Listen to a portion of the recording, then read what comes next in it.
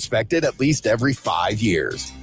At Gabroods, electrical work is all we do. We're the area's recognized experts. Panel replacements, whole house fans, generators, solar, and more. But home inspections are what we do most often. Whether you have a difficult electrical situation or it's just time to ensure your home and family are safe, call locally owned Gabroods for our thorough 12-point expert inspection. Gabroods, serving our Northern California neighbors for more than 30 years. Gabroods, G-U-B-R-U-D-S. Call the good dudes at Gabroods, G-U-B-R-U-D-S, Gabroods.com. For more than 4 decades, Sierra Pacific Home and Comfort has been trusted by home and business owners for their professional expertise in heating, air conditioning, and solar energy. Your home is your castle, and at Sierra Pacific, we thank you for 40 great years of trusting us to protect your castle. Sierra Pacific Home and Comfort, solar, heating, and air. SierraPacificHome.com. Sierra Pacific Solar Heating and Air. The guys in the big red trucks. Hey, it's Grant Napear for Village Financial Group. I have known broker owner Spencer Grimmenstein for 25 years, ever since he began his family-owned business. Whether it's a home equity line of credit or buying or selling a home, Spencer is a very creative financing specialist with access to private money. Check out Village Financial Group at bfgloans.com or call Spencer at 916-805-4868. Be sure and call for the investor special. And if you go to their website, bfgloans.com, you can find over 9,000 properties available for purchase. Folks, Spencer is awesome. Trust me. Again, I've known the guy since 2000. It makes sense to call Spence at 916-805-4868. Village Financial Group, looking out for your best interest. Call 916-805-4868. 4868. These phone lines are lit. Grant, it means the world. You know how I feel about you. I love you. Your voice is Sacramento. So happy to hear you on the airwaves. I appreciate you, but what you're doing is inspirational, man. It's the Grant Napear Show every weekday, 3 to 6 on Fox Sports Sacramento. Nothing like talking to Grant Napear, the original bad boy of radio. That gets me pumped up. Sacktown in the blood. And he's back with his own every day, 3 to 6 on his brand new home. This has always been your show. Welcome home, man. Brad Gazan, on Atlanta United, we know everyone has a ritual, a habit we never skip, to clear our minds and elevate. Tell your friends, Grant's back! Grant Napear is back on the Sacramento airwaves right here. KSAC 890 AM Olivehurst, K284CM 104.7 FM Sacramento. Hello, Sacramento. Sacktown! And welcome in. Grant Napear. How you been? You know this guy. It's your show. So happy to hear you on the airwaves. Time to begin. 2+ decades on the radio with you. Just the start of an incredible journey. Now he's back on Fox Sports 104.7 FM and 890 AM. 3 to 6 every day, Fox Sports Sacramento. The phone number? 916-779-0929. His name? Grant Napear.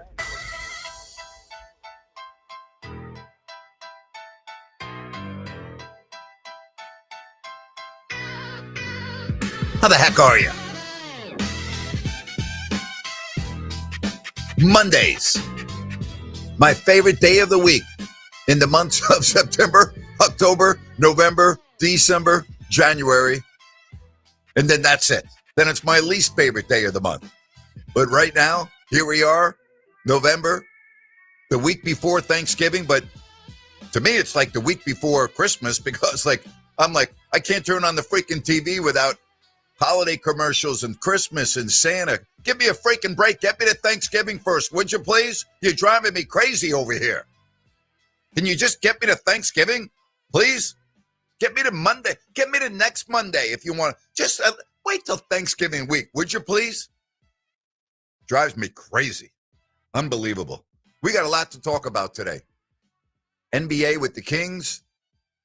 There's really not a lot to talk about there. The NFL, the story with the 49ers and the rest of the National Football League. Why don't we start with the Kings and the team that can't stay within single digits of their opponent. They've lost 6 in a row. They haven't been within single digits in any of those games. And, I mean, come on now, right? There's a lot of talking going on, but there's not a lot of production. Really. The Kings are putrid. There's no other way to say it. They're really bad. They're really bad. They're 3-11. They've got the second worst record in the Western Conference. Their point differential is almost -12, which is just, I mean, that's awful. It really is. They don't look to be, to me, they don't appear to be close to winning. I don't understand the purpose of the season anymore. Nick Clifford has played 18 minutes on this road trip so far. Like, what is that all about?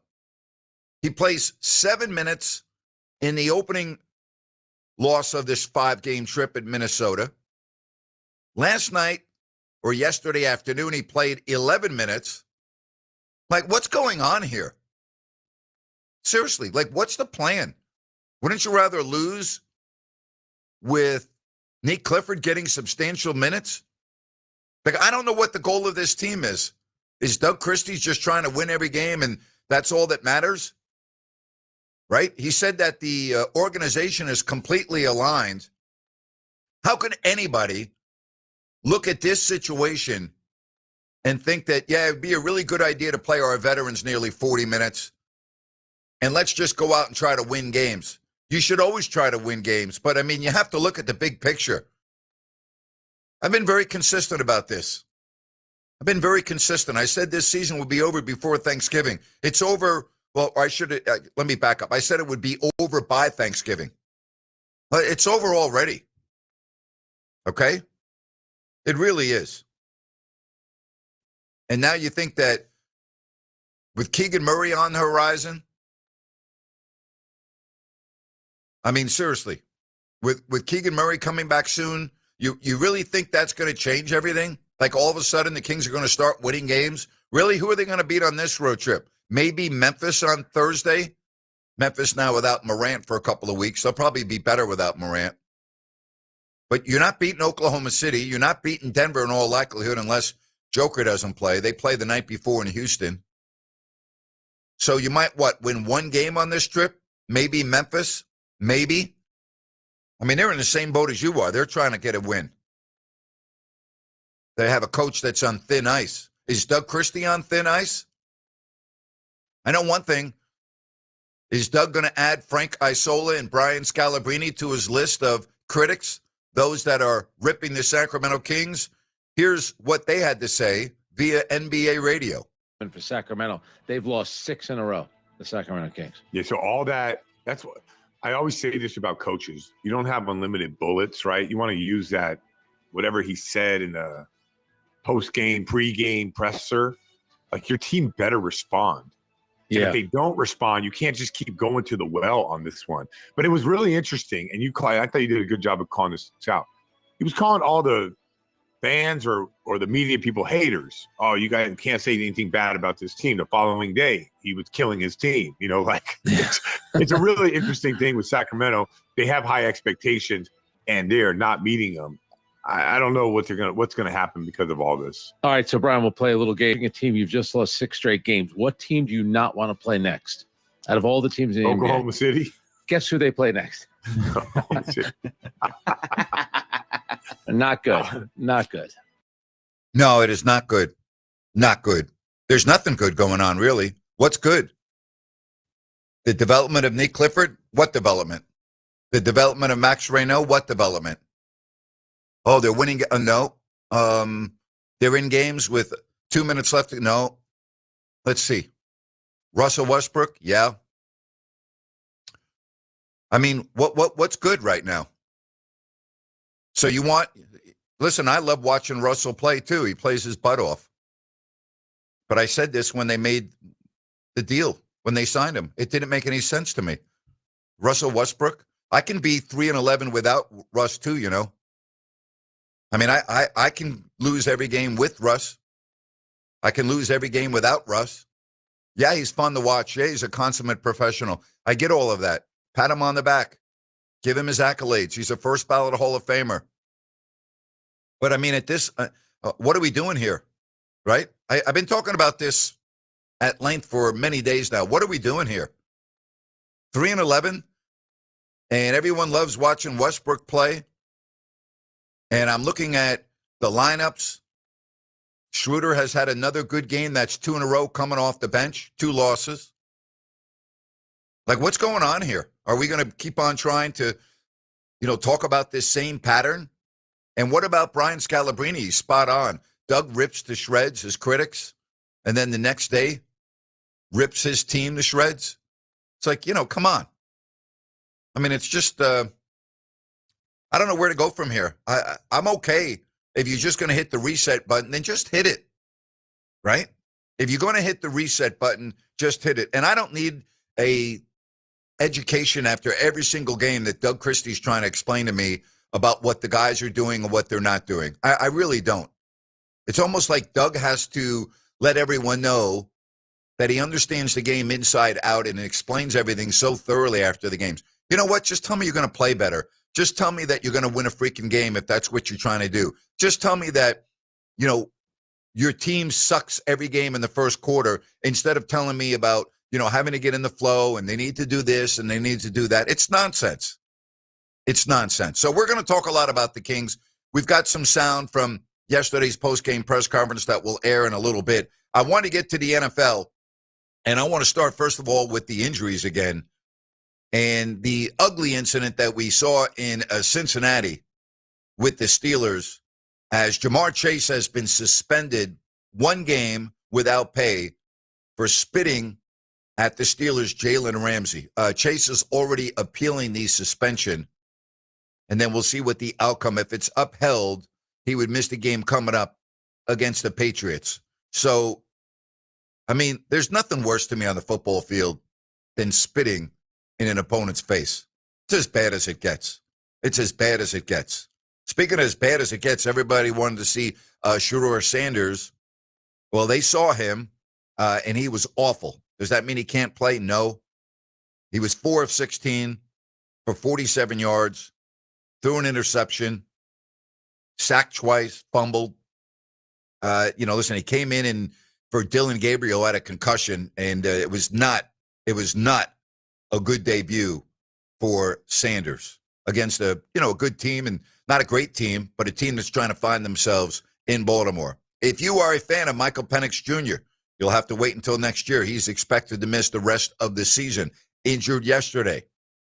If you have Justin Fields on your fantasy team, I'm so sorry. He's not going to start this week. Tyrod Taylor, as he has been just horrible. It's about freaking time, okay? If you're a 49ers fan and you can kick, you may want to call John Lynch. Eddie Pinheiro, out for a couple of weeks. Hamstring strain, not good, all right? After what happened with Moody and now Pinheiro, who had been kicking very well. So you have already, again, some ugly things that happened yesterday and some bad things that happened yesterday, as always, with the outcomes of NFL games. So why don't we start with the 49ers? You had your quarterback back on the field, and Purdy looked very good, 41-22. The game was the tone of the game was really set on the opening kickoff.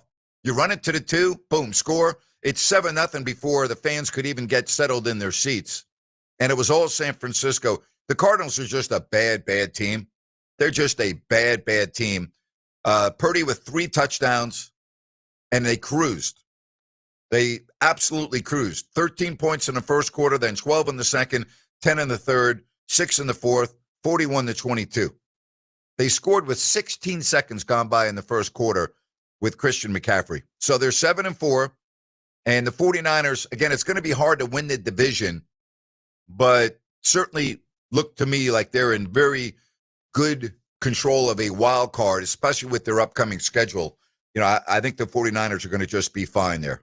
Defensively, they're not fine, but as a football team, they're fine. So, you look at that team as a team that looks to me like they're going to be a wild card. I say I don't see them winning the division because the Rams are 8-2. How bad was Darnold yesterday? Oh, my goodness. What is the deal with Sam Darnold and the Rams? He can't, not only can he not beat the Rams, he can't even play well against the Rams. He was horrible last year in 2 meetings, including the playoffs. Horrible. And even with all of that said, Seattle still had a chance. A long field goal to win the game, but they only lost by 2 points, 21-19. Can you imagine? If I told you that the Rams were going to win the game 21-19 and Darnold would have 4 interceptions, 3 of them were really, really bad reads, really bad. I was surprised at the Rams, their ability to run the ball when they had to against Seattle.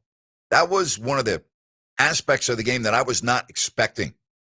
But really not, when you look at the game, you had 26 first downs for Seattle and only 12 for the Rams, right? Like if I read these stats to you before the game began, you would say, oh, Seattle's going to beat them easily. I mean, think about this, 414 yards of offense to 249. I mean, you look at everything else here in this game. How about time of possession? Nearly 38 minutes of time of possession in favor of Seattle. I mean, they did everything except for win the game. They did everything except for win the game. 4 turnovers, all on interceptions. Can't have it. Plain and simple, you can't have it. That really surprised me. Really surprised me. I was not expecting that. And even though Seattle outgained the Rams on the ground, it was when the Rams needed a big play on the ground, they got it. So Seattle 7-3, not the end of the world for the Seahawks. Not the end of the world. But boy, oh boy. I mean, if you're a Seahawks fan and you have to play the Rams in the playoffs, based on Darnold's past few games against the Rams, how could you possibly have any confidence? How could you possibly have any confidence? All right, AFC West, the Broncos get a last-second field goal, and they win against the Chiefs 22-19. Denver's now 9-2. I keep talking about Denver every week. Listen, I can't not give them credit. They're 9-2, okay? They're 9-2. They play really good defense. And I got to tell you, yesterday I'm going to give Bo Nix a lot of credit because when he had to move the team down the field on the final drive, he did so. He made a really nice throw. There was some debate whether there should have been offensive pass interference on a key play there. It didn't bother me. I didn't have an issue with that. They got a big sack on 3rd and 10 of Mahomes. But listen, when they needed the drive, they got the drive from Nix. I got to give him credit. He took the team and put him in the field goal range. So they're 9-2. Do I think that, like, if I was going to have to play a team in the playoffs, like, for instance, let's look at the picture now in the AFC, okay? Let's just look at the teams that I think are going to be in the playoffs. And listen, there's a long way to go. Well, I could be wrong here, okay? But if you look at the AFC, Denver 9-2, New England 9-2. Indianapolis is 8-2. And then you have teams with 3 and 4 losses, like Buffalo is 7-3. The Chargers are 7-4. I'm looking at Pittsburgh now 6-4. How many of these teams in the AFC do you think have a chance to be playing deep into January? I would still not count out Baltimore. I just wouldn't. I wouldn't count them out. They've got momentum. So Denver 9-2, New England 9-2. Let's just talk about Denver and New England for a minute. If I'm Buffalo, and I'm well aware that New England beat Buffalo in Buffalo earlier in the year. Like, am I going to be scared? Not scared is not the right word, but like, if I have to go win a game at Denver, if I'm Buffalo, I'm going to feel pretty confident that I can do that. If I have to go win a game at Indianapolis, I probably feel confident that I'm going to be able to do so. I think the Colts might be a more difficult matchup. I say might be because of their ability to both run and throw the ball. I mean, let's face it. I mean, say what you want about Denver. I know they're 9-2, and I have to give them credit for 9-2. They've won 8 in a row. But, with Denver, it's really about not making a mistake offensively with a turnover. And I think if you're Buffalo, you outscore them. Because you can say all you want about the Broncos being 9-2, and they're doing it with not making mistakes in the fourth quarter. Their quarterback comes up with the big plays in the fourth quarter, like he did against the Giants, like he did yesterday, right? When you need drives, he's not making the mistakes. Their defense is very solid, and that's their recipe. Not make mistakes, keep the game close, and when their defense needs the big play, like they got them Holmes on the 3rd and 10, they had the big play.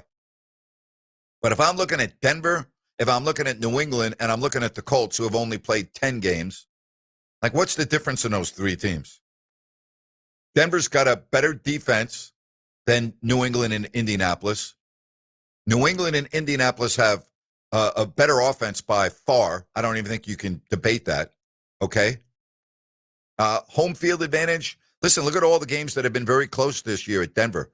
Now, they're 6-0, and that's all that matters. But look at all of the games in Denver this year that have gone right down to the wire. It's going to be a very interesting month of January. It really is. It's going to be a very interesting month of January. And, you know, when I look at the AFC West and I look at the game at the last week of the year, Broncos, Chargers, right, in Denver, that could be the game to decide the division. The Chargers already with the win, so they would own the tiebreaker. The issue with the Chargers that I see that is not a good matchup if they go against Denver is their patched up offensive line. I don't like that matchup right now. That could be a real issue for the Chargers. But before that, you know, if I'm looking at their schedule, at Washington's got to be a win. At the Raiders have to be a win. Green Bay at home, tough game. Jacksonville at home, you know, it's not going to be an easy game. They have to go to Kansas City, and maybe the Chiefs are done by then. I mean, you could be playing the Chiefs in Week 17 before you have the Chargers game, and the Chiefs might even be out of it. If that's a big game for the Chiefs, meaning that they have to win to make the playoffs or get into the playoffs, that's a really difficult spot for Denver. And the last thing you want to do is lose to the Chiefs and lose to the Chargers going into the playoffs. I'm not saying that will happen. I'm just saying that's not a scenario that you want to deal with. So it's going to be a lot of fun coming up here in January. NFC, you know, we talk a lot about this. You know, you still got to beat the Super Bowl champs. They may not look great, but they just keep winning too. Now, they look more vulnerable than last year, 8-2. The Rams, really good 8-2. And you have to remember, the Rams had a huge lead in Philadelphia and blew the game earlier in the year. Keep that in mind. Bears find a way to win, 7-3. I still like Seattle. I think they're really good, but I would be very concerned if I'm a Seahawks fan and I got to play the Rams in January. That is not going to go very well. How could it? How could I have any confidence in them? Detroit, an erratic 6-4. This is going to be fun, man. This is going to be fun coming up here in the month of January. But we got to get to Thanksgiving first, right? And the games. What do they say about the NFL season? Hang around, be relevant in Thanksgiving, and then let's go. Let's have the tournament from Thanksgiving on. College football. Whoa, how about Oklahoma going into Alabama and winning that game? Major props. Big-time win, winning by 2 points on the road in Tuscaloosa. Good job by the Oklahoma Sooners.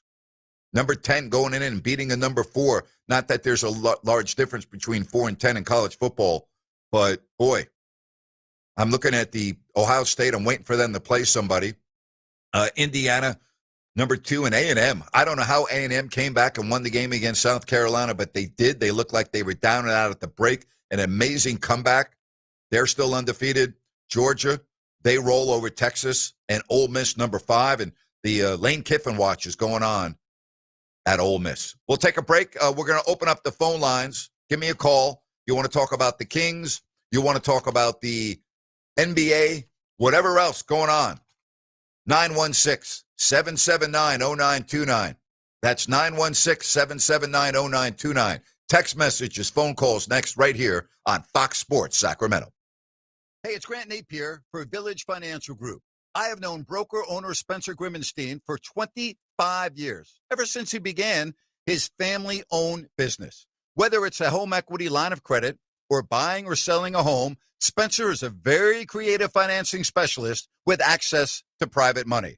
Check out Village Financial Group at bfgloans.com or call Spencer at 916-805-4868. Be sure and call for the investor special. And if you go to their website, vfgloans.com, you can find over 9,000 properties available for purchase. Folks, Spencer is awesome. Trust me. Again, I've known the guy since 2000. It makes sense to call Spence at 916-805-4868. Village Financial Group, looking out for your best interest. Call 916-805-4868.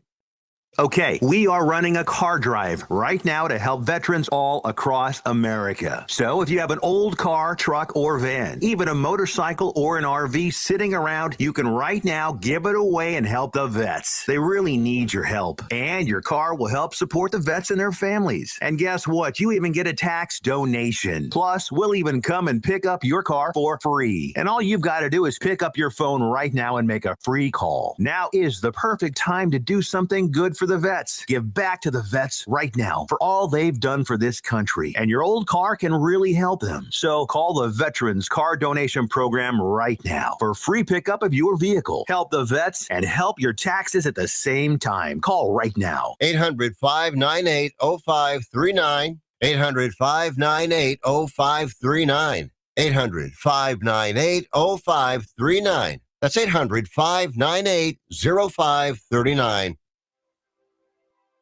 The holidays can be a time of increased stress for those struggling with opioid or stimulant addiction. They can also be a time for pause, reflection, opportunity, and new beginnings. This holiday season, choose treatment and recovery. Embrace the company of family and friends and create special moments. Find a proven opioid or stimulant addiction treatment provider near you at choosechangeca.org. Remember, always be generous with the nutmeg. Just eyeball it. Okay. Mom's wisdom has served you well, but now it may be your turn to guide her. Hey, I'm worried about Mom. She keeps forgetting her famous sweet potato pie recipe. Some things come with age, sis. And some don't. Knowing the early signs of Alzheimer's in a loved one will help you make the best decisions for your family. Visit 10signs.org to learn the signs. Brought to you by the Alzheimer's Association and the Ad Council.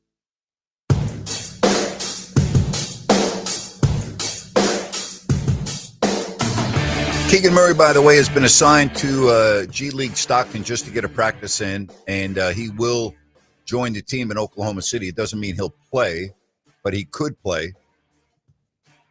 I would say probably more likely against Memphis than Oklahoma City, but we'll see. Rhino, the Kings, again, we keep talking about the starts, the bad first quarters. I mean, it just doesn't change. Even with the new starting lineup, you still are having problems in the opening quarter. Yeah, it's the same problem, Grant, with the dribble penetration opening up wide open threes, and it's something that we have heard Doug Christie talk about over and over again after the loss to the Spurs on Sunday. In front of you, I thought some of the swings, catching and ripping through, we just got to be able, and we talked about it at halftime, be able to catch that first move because it's so difficult because, the way the game is played now with such space, you're closing out in space, so you got to sell something, try to catch the first move, therefore then your gap help can be there.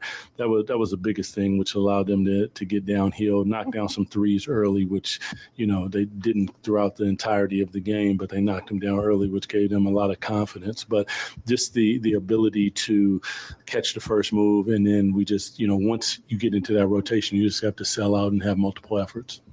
Grant, you can swing around the starting lineups as many times as you want, but through the last 6 games, the core of your starters, the ones that are always there if they're healthy, negative 43.7. Well, basically, what that tells me is the Kings are not very good. Their players aren't very good. They don't play together. You know what bothers me? I was watching the overtime sessions last night with the Jazz and the Bulls. Yeah. So the Jazz win in double overtime, right? And I'm watching the Jazz telecast with Craig Bolerjack, who we had on the show last week. And quite frankly, I don't know the name of his analyst. his first name was Mike. So forgive me, I don't know who the individual was. And during the overtime, even when it didn't look like they were going to win, they were talking about the atmosphere in the arena and how the fans early in the season have really appreciated the effort and how well they're playing, even though last night was only their 5th win. But they were talking about their fans were really into the competitive nature of the team, and that the Jazz have given the fans in Utah a reason to be excited, okay? This is a team, by the way, that was projected to be at the bottom of the Western Conference with New Orleans. And I'm watching the Jazz play, and if I didn't know their record, if I didn't know that they only had 4 wins when the game began, I would have thought that they were one of the top teams in basketball. Like, I want to see that from Sacramento. I'm not seeing that when I watch Sacramento. I don't get that feel when I'm watching Sacramento. And I just thought it was so interesting that Bowler, with the excitement in the crowd, and then the reaction after George made the 3, which was the game-winning shot, it's just like, it's the same feeling I get when I watch Phoenix. And it's like, that's what I want for Sacramento. And it seems like the Kings are light years away from that. Yeah, I'm so glad that you brought that up because I watched the Phoenix Hawks game last night. And with Phoenix, there is a simplicity to them. They know who the star is. They know what their roles are. They were built around Devin Booker for the first time, really, in his career. It felt like you needed something plus Devin Booker. Just let the guy go. Give him a team around him. And they're being stars in their roles. It's fun basketball. Colin Gillespie's starting to turn into the West Coast TJ McConnell. Yeah. And yes, they end up giving up the lead on that one, and the Hawks come back. But same thing. They're having fun playing basketball. And Doug's talked about that. Basketball is supposed to be fun. Does it look to you like the Kings are having fun when they play for the most part? I mean, because it doesn't look that way to me. I can tell you that, folks. Like, when you watch the Kings, does fun enter your mind? And I know losing sucks, so I get that. But, you know, the game's not over in the first quarter or the second quarter. And, you know, you talk about Phoenix, they're 8-6 right now. They're 8-6. And by the way, their point differential is +4, 4.4. The Kings is a minus 11.5. Do you know how hard that is? They're like, 15 points. More than fits. They're 16 points behind the Suns in point differential. That's pathetic. Wow. That is really, really bad. All right, 916-779-0929. Let's get to Galton Mike. Hello, Mike. Grant, how's it going? Mike, what's up? Well, first off, Grant, a couple things. The Kings, they seem to be like the big soap opera of the NBA. Everybody likes to chime in and put us down. I get it.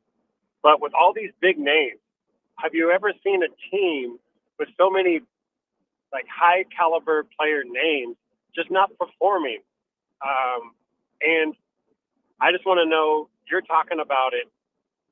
How would you fix the Kings? Also, as a longtime Kings fan, I grew up listening to you in high school. Love Doug Christie.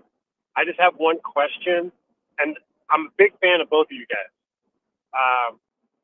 I don't know if Doug is saying anything about you, and I feel like maybe he should. Did he address you in the media? Nobody knows. That's my question for you. Why would Doug address me in the media? I don't understand. Why would he do that? No, well, because I understand that you do talk radio. Right. But, just after everything that has happened, right? He never said anything. He never really stuck up for you when I feel like he probably should have. He said something about the media. He's going crazy on the media saying, keep that energy, whatever he said. He kind of went a little hood on us, if you will. I just feel that, what's Doug's goal here is to put down the media. Is he really talking about Grant, or is he talking about the media as a whole? Just like he's not going to come out and say who he's talking about. That's my point. Well, I don't know if he was talking about me or not, but if he's talking about me, I even feel more sorry for him than I already do with this mess that he has himself in, because it's not just me.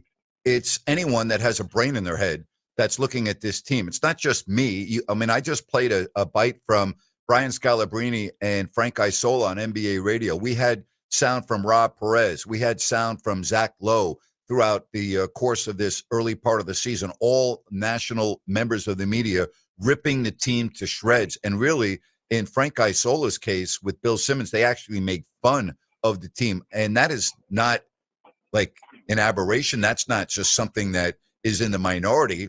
That is the majority of what's being said. Listen, when you're losing games by 10, 20, 30 points every night, you're going to have people criticize you and make fun of you. That's the world of professional sports. So, like, Doug needs to stop paying attention to what I'm saying, members of the media are saying. And I've acknowledged this is not just on all Doug. It's not just his fault completely. Scott Perry gave him a horse blank roster, okay? He gave him a roster that doesn't fit, that is disjointed. But in all fairness to Scott, I mean, he can't fix the entire franchise in one summer. But, I mean, he didn't do a very good job in terms of handing Doug a roster that could win now.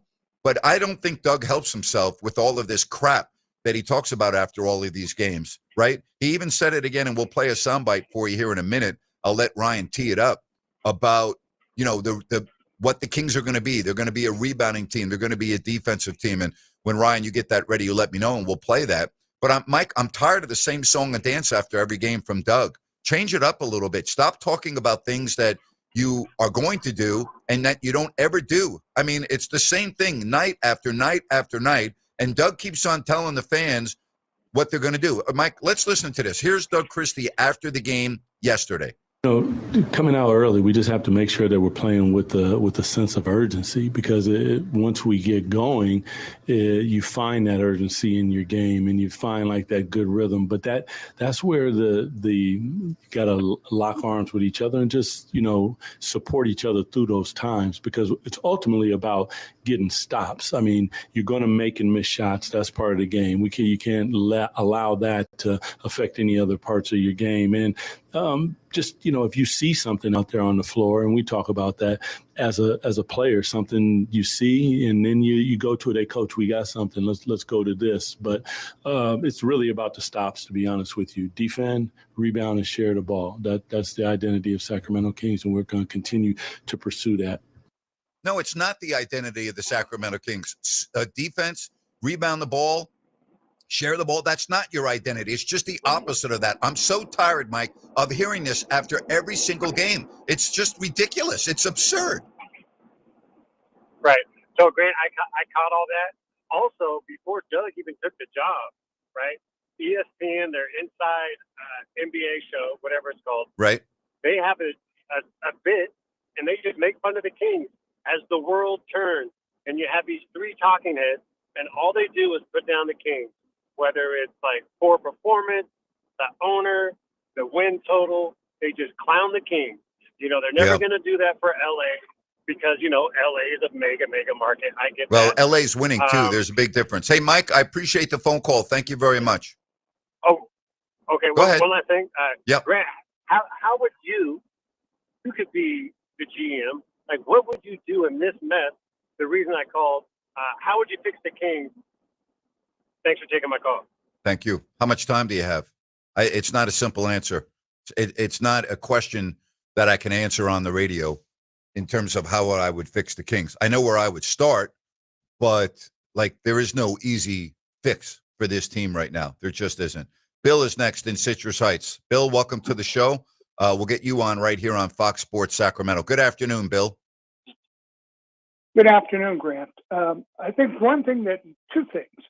First, it disappoints me that now opposing teams will sit out their stars, say, hey, we can just get by the Kings. So I don't get to see the greatest players in basketball because the Kings are not good enough. Well, in the case of, if you're talking about Victor Wembanyama, he's legitimately hurt. He had an MRI today, and he's going to be out, a few weeks. So, I mean, he was legitimately hurt. No, I'm not. I understand Victor, but it's just they can rest, their stars because, that's part of the game nowadays. So, okay, you're going to rest your stars on back to back, or not. They say, oh, it's been 30 games, time for them to take a rest. They'll rest in Sacramento. Second of all, I would think with that is that as a pro athlete, you would think they would have pride. Say, I don't want to be the rest team. I don't want to be the team that every time they play us, they're going to rest against us. But that's just my perspective. Yeah. Listen, I don't know this for sure.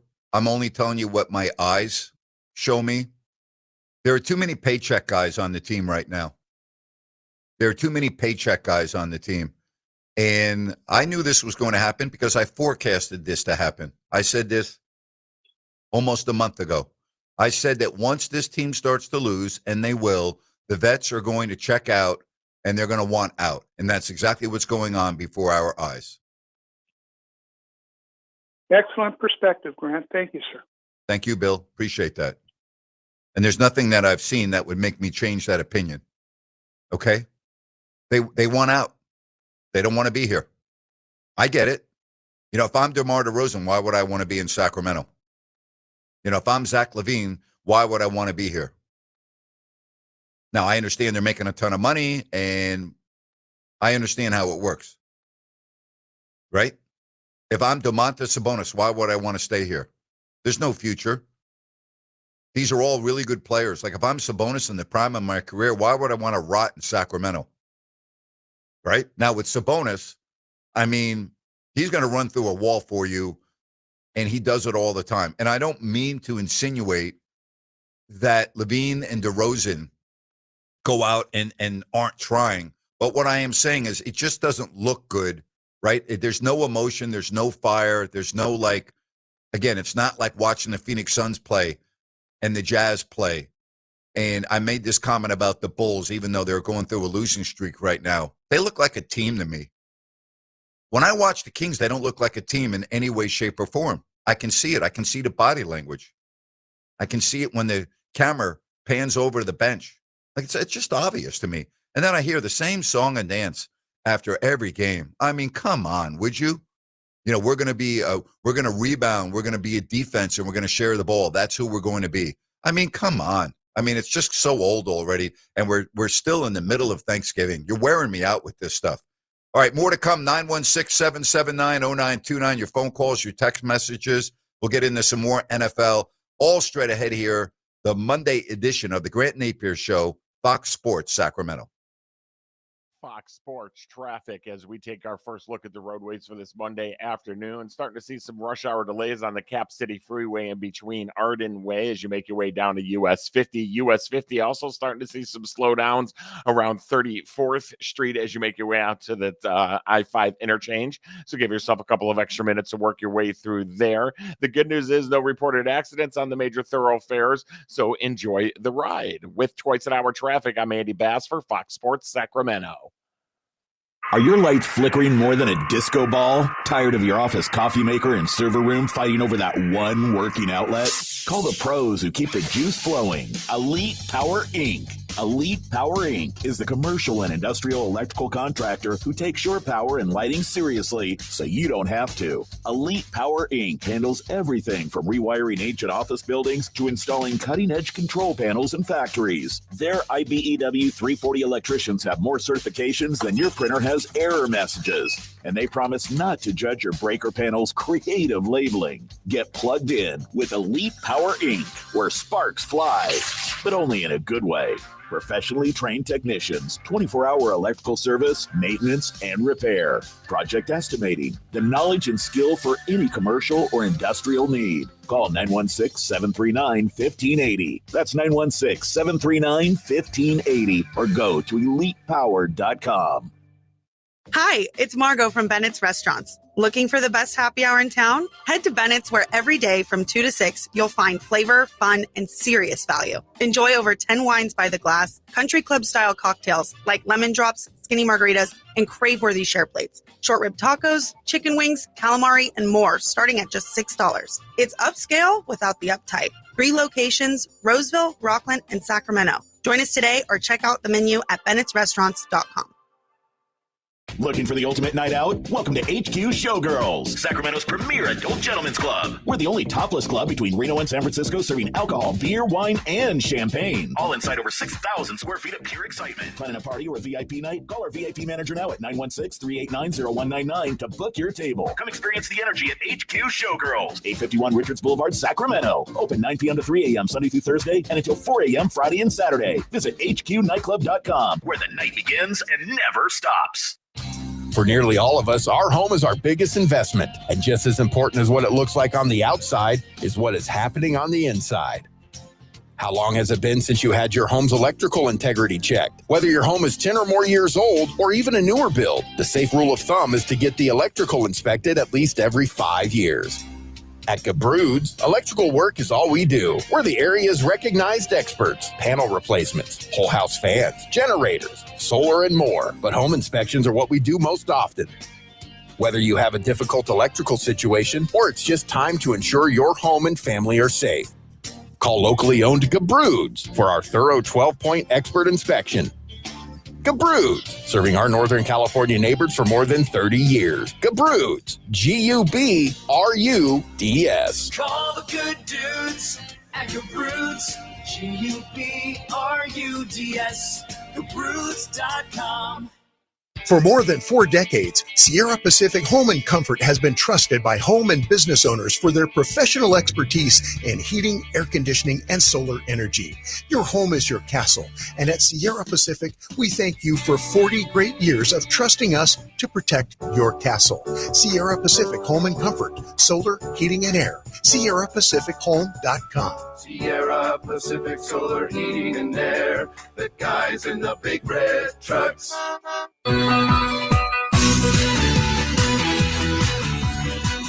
16779-0929. Picking you right up till 6 o'clock. Monday Night Football, 2 historic franchises which have been just awful for decades. We'll talk about Dallas. We'll talk about the Raiders. Rhino, let's put a bow on this post-game sound from yesterday. What's the last piece of sound that we want to listen to?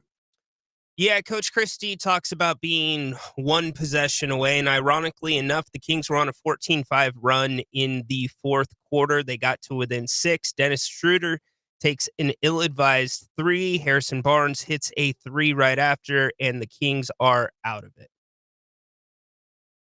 Finding the ability to start well, play smart, and then finish a game. That's where we're at, because we've been in a lot of these games, and tonight I felt like it's just like one of those things where you're one stop away from really getting over the hump. But those are the things when you get on a drought like this that they're not going to fall your way. You got to go get them. You got to grab them. You got to take them. Well, Doug's not watching the same team that I'm watching, but that's just me. Maybe I'm being too critical here, but I mean, we're taking on a San Antonio team without their best player in Victor Wembanyama. Castle got hurt, okay, and wasn't on the floor at all during that stretch. So you're without 2 of their and your third starter, Harper. So they were without 3 players, but Harper's already out. But you're without Wembanyama, okay? You're without Castle. And yeah, you went on a run, but you still can't close it out. And here's the bottom line. You lost by 13 points. The game before that, you lost by 14. The game before that, you lost by 1 million, right? I mean, I can go on and on. At some point, I don't have the answer anymore, other than the fact this team's just not very good. Not only are they not very good, they're a bad basketball team, period. They're a bad team. And Grant, they're an old team. They're hitting the wall in the fourth quarter. Oh, every game. Yeah, it's a great point right there. Let's get to Al joining us right here on the Grant Napear Show. Hi, Al. Mr. Napear, I've got to commend you again. God, I've had 2 for 2 on your comments. When you said, playing for a paycheck, I've always had debates with Kings fans about the kind of the culture. It might be an overstretch, because Sacramento is such a civil service, public employee kind of an area in town. You get paid what you get paid. You're not private sector where you might be incentivized to do a lot better, get bonuses by actually putting out a great product, making profit and such. So I just wonder if that's why some Kings fans or many Kings fans don't come down harder on the Kings. because they themselves only work for a regular paycheck. Nothing wrong with that. But we're talking, Grant, we're talking about professional sports, all the sports. You've commented. They should be highly incentivized. In fact, I don't even like most of the contracts. They should be incentivized when they win, make their fans happy, and do progress. And they can only do so much. The real issue is, you commented last week, and I called you about it. It's ownership. It all starts at the top, always, in anything, public or private sector. That's the bottom line. Yeah, there's no question about that. Thank you, Al. You have a good afternoon. Take care. The bottom line is the system of professional sports and how they get paid is not going back to the way I think a lot of us would like it to be. And, listen, I'm not picking on Zach Levine here. I'm just calling it the way it is. If you're making nearly $50 million a year, are you really bothered by the fact that you've lost 6 in a row? Like, Zach Levine's not stupid. Zach Levine's been around the block. He knows this team's an absolute train wreck. But, it's a train wreck where he's getting paid a ton of money. Like, he's not losing sleep over it. Trust me. Okay? And I don't know Zach Levine. I've never met Zach Levine. But do you really think that Zach Levine is losing sleep when he's making just under $610,000 every game? Think about that. Zach Levine yesterday in the game at San Antonio made $610,000. On Wednesday, he's going to make $610,000. Now I ask you, you're going to lose sleep over being on a bad team? The answer to that question, I think you already know.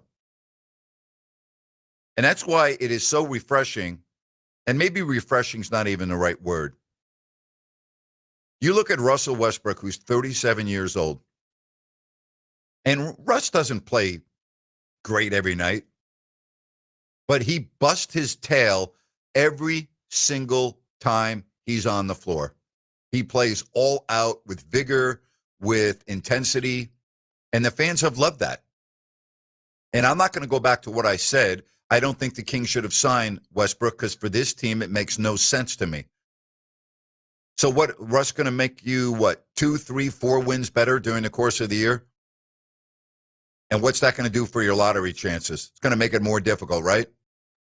And when Russ is playing 30 and 35 minutes a night, and I see Nick Clifford getting onto the floor yesterday for 11 minutes and 7 minutes in Minnesota, and I see Keon Ellis benched during the recent homestand for all intents and purposes, like, what good is that doing the Kings? What good is that doing? But I am making a point here. Like, wouldn't it be awesome if you saw everyone play the way Russ played? And I'm not talking about getting triple doubles. I'm just talking about with the vigor, the intensity, like a guy that looks like every possession matters. Like when you watch Zach Levine play, do you ever say that to yourself?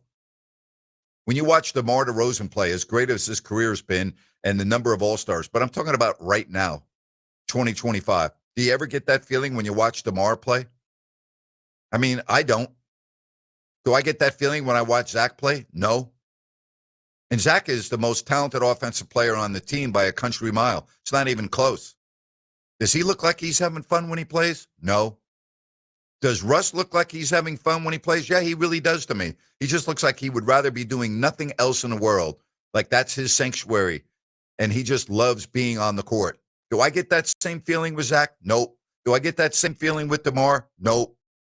I mean, does Sabonis to me look like a guy that looks like, yeah, everything's great? No. You know, and Sabonis is the same way. Like, you don't ever, or at least I don't watch Sabonis play and go, God, the guy's not giving it all. Like, he doesn't know how to do anything other than give him his all. Give everyone his all. That's his personality. But, I mean, here's the bottom line, right? Here we are. It's called the standings. The standings. There's a thing called the standings. And in the standings, the Sacramento Kings are already, okay? It's hard to do. On the 17th of November, it's really hard to do. They're double-digit games behind the team in first place. Do you know how hard it is to be 10 games out of first place on November 17th when the season begins on October 22nd? Do you know how hard that is? And here's the other deal. If you really want to talk about, they're going to be fine. They're going to be in the play-in. And yeah, I understand there are a lot of games left. But they're already 3 games out of the 10th spot with 3 teams ahead of them. I mean, there's only one place to go that they haven't been to yet, and it's all the way at the bottom of the West. They're a half game ahead of the last place pathetic New Orleans Pelicans who just fired Willie Green. They fired their coach. That's right, they fired their coach. They're pathetic. The Kings are pathetic too, are they not? They're pathetic. They're 3-11, and their point differential is minus 11.5. And oh yeah, one other thing, they have much, much, much more talent than New Orleans. Much, much more talent.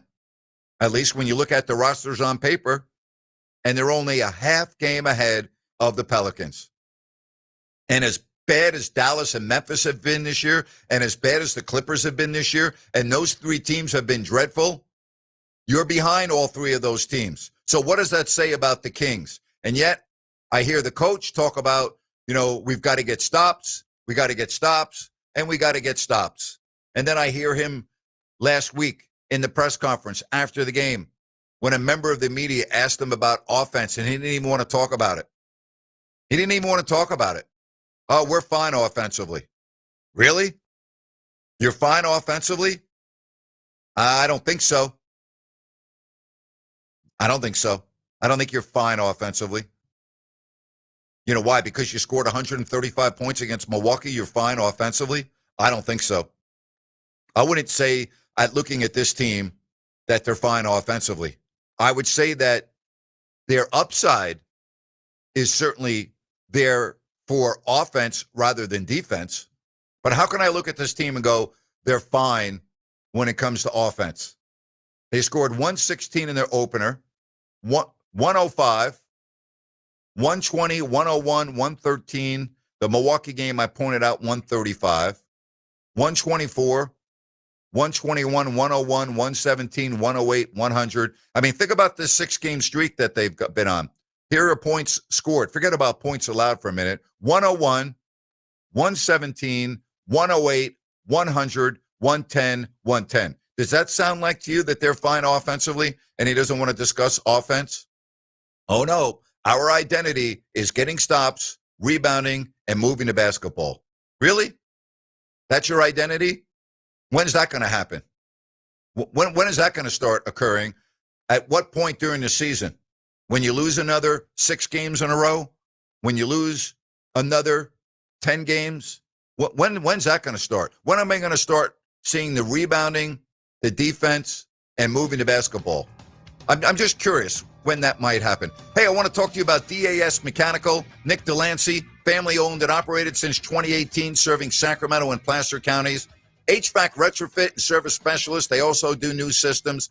DASmechanical.org. Love them. DASmechanical.org. Be sure and book online. Look at their 5-star reviews, their numerous best of the best awards. They are awesome. D as in dog, A, S as in Sam, mechanical.org. DASmechanical.org. Book online now and check out an outstanding family-owned and operated business. That's DASmechanical.org. Hour 2, more talk. NFL around the corner on Fox Sports Sacramento.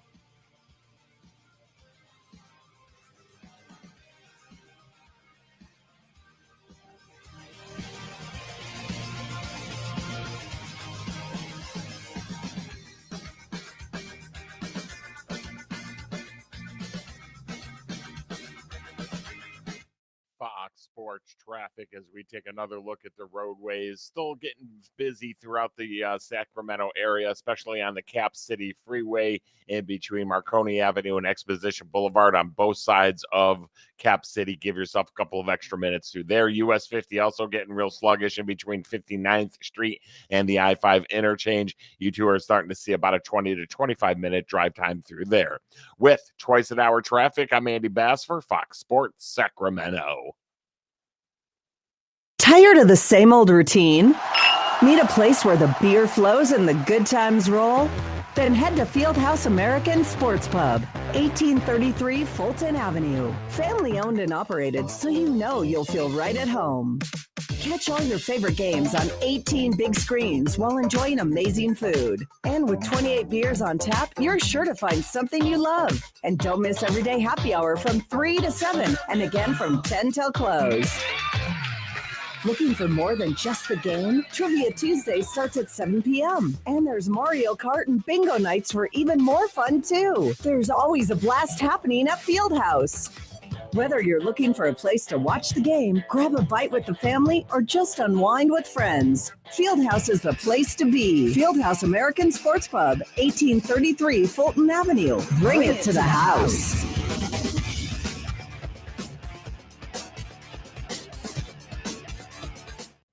Business owners, Grant Napier's back, bringing Fox Sports Radio to the forefront of sports talk in Sacramento. That means more listeners, more potential customers who could be spending money for your products and services. This is Kurt Bagelman, General Manager for Fox Sports Radio in Sacramento. Grant's back, and his return is an opportunity for your business. Listen, the sports talk audience is a target-rich group of consumers.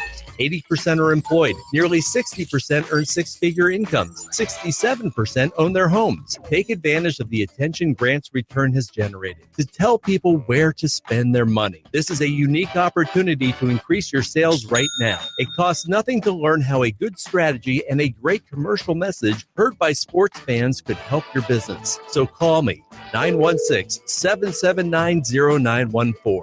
779-0914. Radio and Grant get results, and we are here to help. Call 779-0914. All right, son. Time to put out this campfire. Dad, we learned about this in school. Oh, did you now? Okay. What's first? Smokey Bear said to. First, drown it with a bucket of water, then stir it with a shovel. Wow, you sound just like him. Then he said. If it's still warm, then do it again. Where can I learn all this? It's all on SmokeyBear.com with other wildfire prevention tips. Because only you can prevent wildfires. Brought to you by the USDA Forest Service, your state forester, and the Ad Council. Grant Napear is back every weekday afternoon, 3 to 6. This is Fox Sports, KSAC 890 AM Olivehurst, K284CM 104.7 FM Sacramento.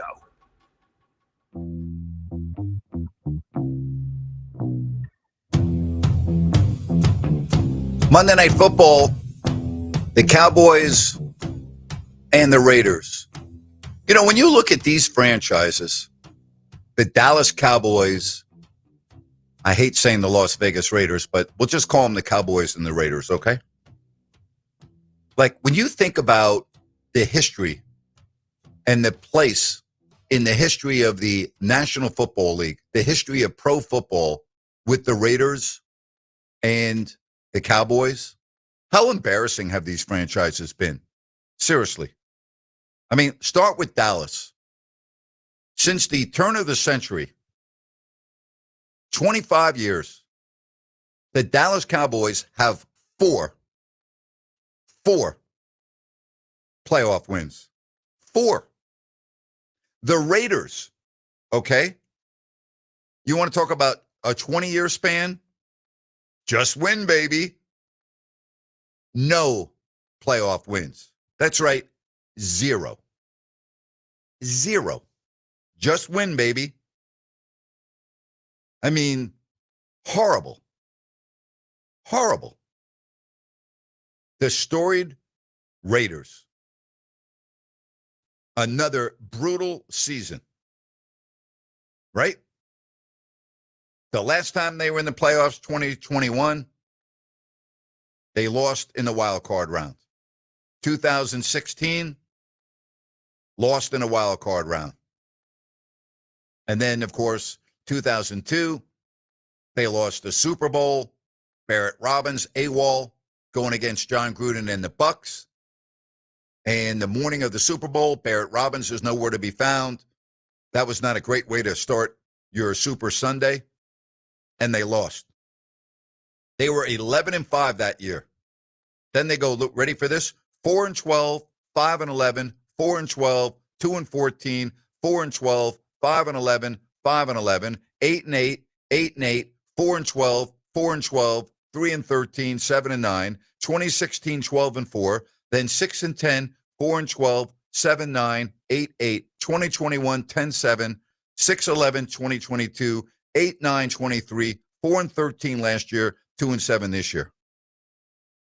How bad is that? I mean, seriously. You think about the Raiders and how bad they have been. And they were like, they haven't only been bad, they have been like really, really, really bad. Like when you think of the history of the Raiders and that they have been really the laughingstock of the National Football League for most of this century. Terrible. Absolutely terrible. And I'm wondering, when you look at the Raiders and the Cowboys today, as they get ready to play tonight in Monday Night Football, which team do you think has a brighter future?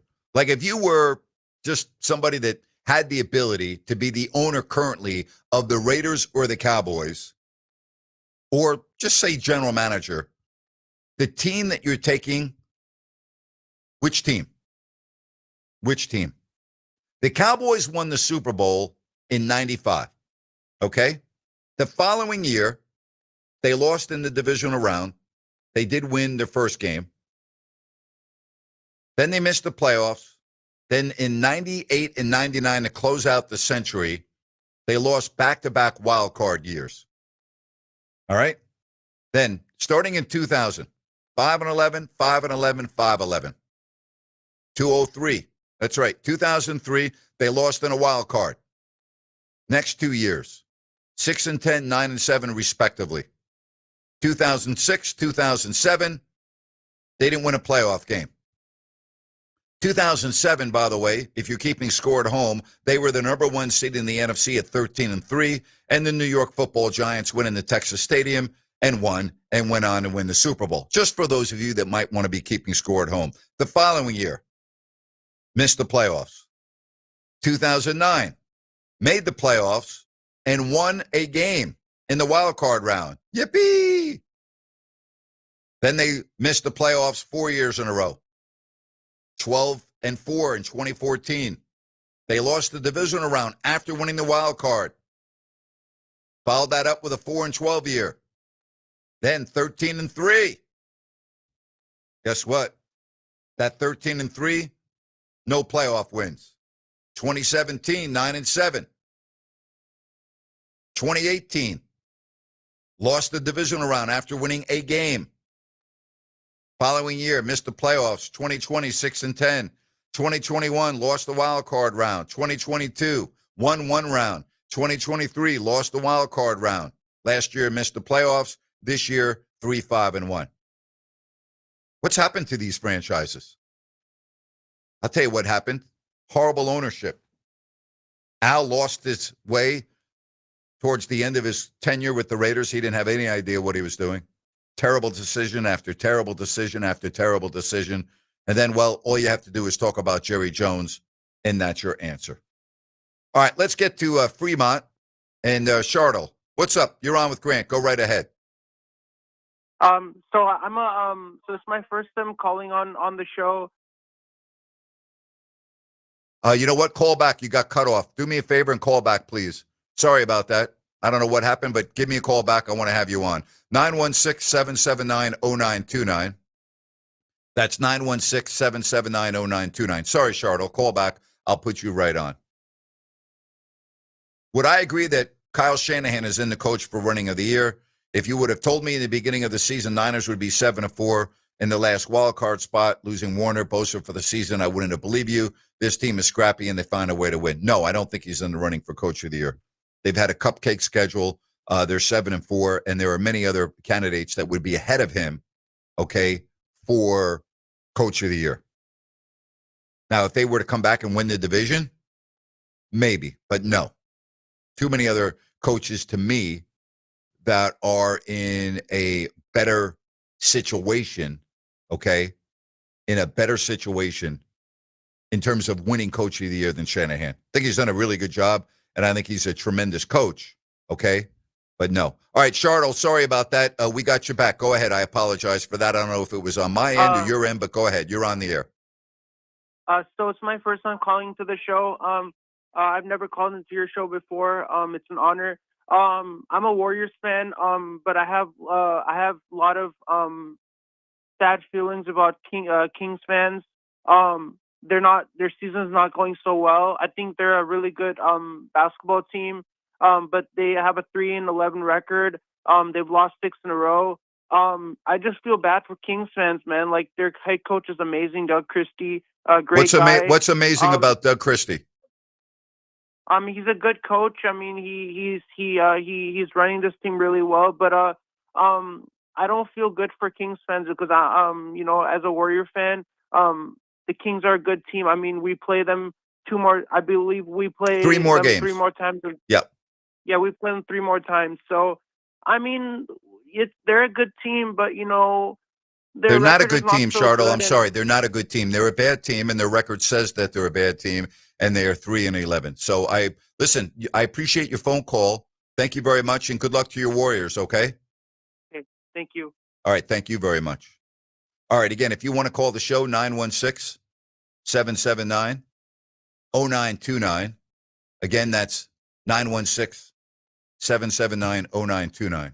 650, Grant, DeMarcus Cousins admitted to playing drunk in games during his time with the Kings. He's an embarrassment.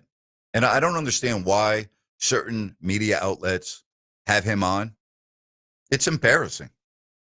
I mean, seriously, it's embarrassing. The guy's an embarrassment. It's just a joke. It really is. It's a joke. It's a joke. So when you're playing a professional game that you're getting paid for and it's your job, and you're drunk, that means you don't care, means that you don't take your profession seriously, and that you don't care about the product, and you don't care about the domino effect of other players seeing you drunk. Like, it doesn't bother you, which goes to your character. It's an embarrassment. There's just no other way to say it. It's embarrassing. 916-779-0929. And yet, I go online, I go on social media, and I see certain Sacramento fans, when I mean certain, I'm talking about a certain percentage, that worship him and idolize him and still want him to come back. Like, are you delusional? Seriously. Like, are you delusional or what? Like, do you have any understanding of what you're talking about here? Do you really want a destructive force as part of your franchise? Like, why would you want that? It goes back to John Morant. Why would you want John Morant on the Sacramento Kings? I mean, why? I mean, you just went through that with Cousins. And I'm not saying that Morant and Cousins are mirror images of one another, but I'm saying red flags are red flags. How stupid would you be to go on whatever outlet that was and admit that you were playing games drunk at times during your tenure with the Kings? It's embarrassing. And yet you got these morons, both in the media and fans, that think that they should have his jersey retired. Do you realize how embarrassing of a comment that is? Like, if you're a fan that you think that he should have his jersey retired, like, what is wrong with you? Seriously? If you're in the media, okay, and you covered him, and you think that he should have his jersey retired, you should have your credential revoked. Seriously, you should choose another line of work because you have no idea what you're talking about. His jersey will never be in the rafters of the arena, period. Nor should it. And on top of that, it shouldn't even be discussed when I still see people bring it up. These are people that are clueless. Embarrassing. I mean, I don't even know what else to say on the subject. It's embarrassing. Incredible. Can you imagine playing in the NBA or what have you, and your career ended because nobody wanted you? Even though you were immensely talented, nobody wanted you. Nobody. Because you had already been through the league, and everywhere you went, they were like, get rid of this guy. We don't want him. You don't want him. We don't want him. 1 year gone, 1 year gone, 1 year gone. Alvin Gentry, front office, Sacramento Kings. He couldn't wait to get Cousins off his team. Couldn't wait. Couldn't wait to get him out of New Orleans. Couldn't wait. Golden State, Kerr, couldn't wait. I mean, we can go right on down the list. Couldn't wait. Unbelievable. From the 209, what were the thoughts of mine when the Kings drafted Cousins? Did you know he was a red flag? Yes. We talked about it on the radio show. I had Mike Lamb, my co-host back then, on my show last month. And I said, Mike, do you remember the day we were going over the draft? The day before the draft? And we were talking about Cousins' red flags, and you said, no way in the world I'm taking him. Yeah, we discussed it. Absolutely. Of course we discussed it. Everyone knew what the red flags were. I didn't understand the red flags were as significant as they were. And the way he treated Paul Westphal, Hall of Famer, a coach that had taken the Phoenix Suns to the NBA Finals, a great player, both with the Boston Celtics and the Phoenix Suns, and on top of that, a great human being. And the Kings did everything to appease him. Oh, let's bring in your high school coach. Let's hire him. Let's bring in this guy. Let's bring in that. Nobody could get through to him. Fighting assistant coaches. Go ask Bobby Jackson if you run into him what it was like. I mean, seriously. It was a joke. It's embarrassing. So, yeah, of course we knew we had red flags. We discussed it at length when I was doing the show with Lamb. At length. So, yes. So we're talking about a lot of things here, but I want to get back before we get to the break because I want to get your reaction at 916-779-0929. From the 916, Jerry is making bank. So who cares? Like, why would you care if you're a fan of the Cowboys how much money your owner's making? Like, I understand that, but like what difference does that make if you're a fan? Like, I'm a Giants fan. They stink. I don't care how much money John Mara and the Tisch family are making. Why would I care about that? Doesn't affect me. I don't care. I don't care whether they're printing money or they're losing money. Doesn't make any difference to me. I don't care. I care about the product on the field. The Cowboys this century have been an embarrassment. The Raiders have been an embarrassment the last 20 years. They've been an embarrassing franchise. They've been poorly run, poorly managed, right?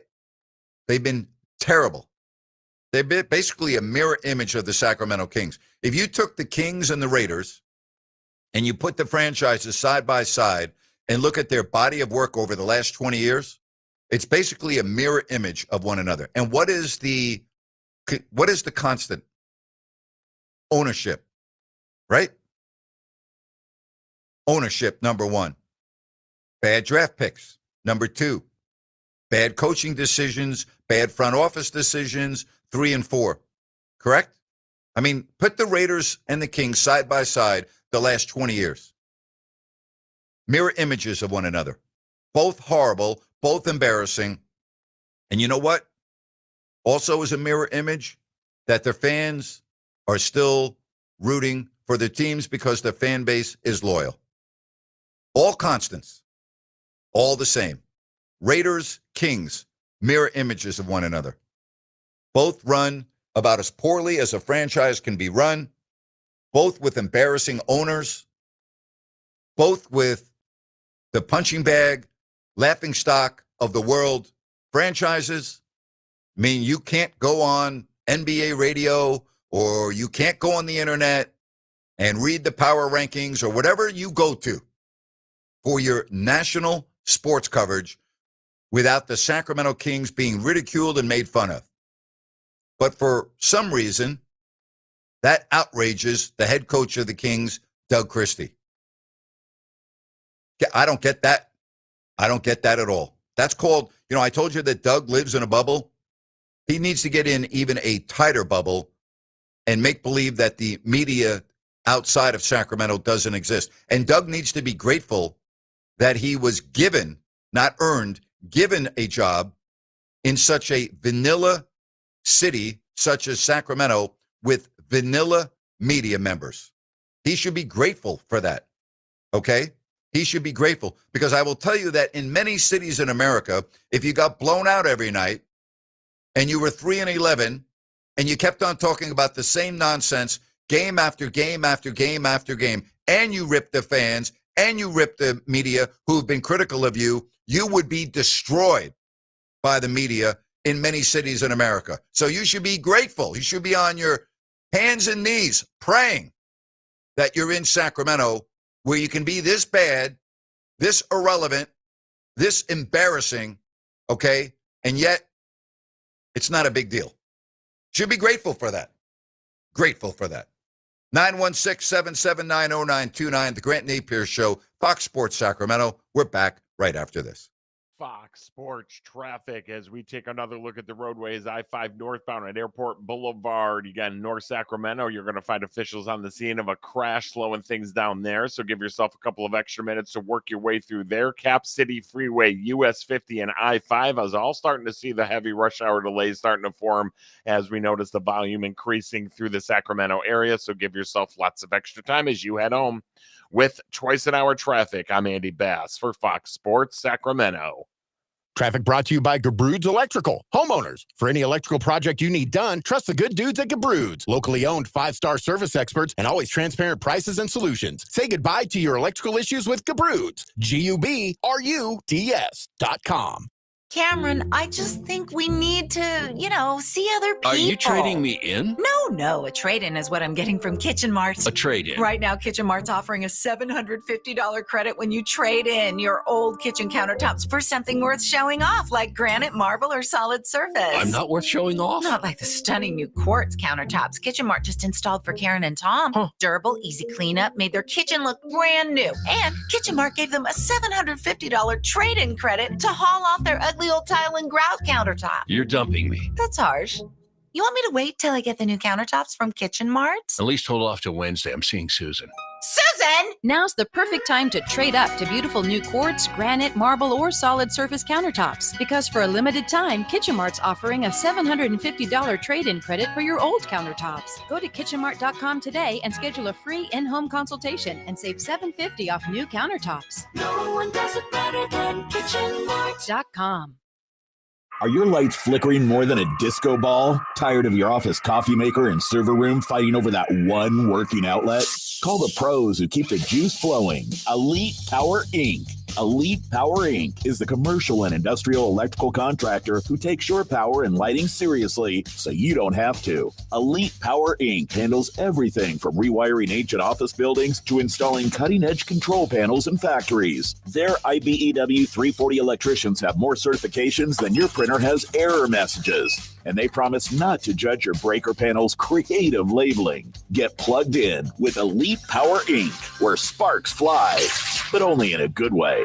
Professionally trained technicians, 24-hour electrical service, maintenance, and repair. Project estimating, the knowledge and skill for any commercial or industrial need. Call 916-739-1580. That's 916-739-1580. Or go to elitepower.com. Snakes, zombies, public speaking. The list of fears is endless. But the real danger is in your hand when you're behind the wheel. Distracted driving is what's really scary and even deadly. Eyes forward, don't drive distracted. Brought to you by NHTSA and the Ad Council.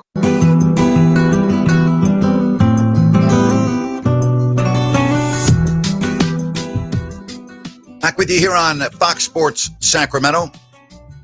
The Kings play in Oklahoma City on Wednesday.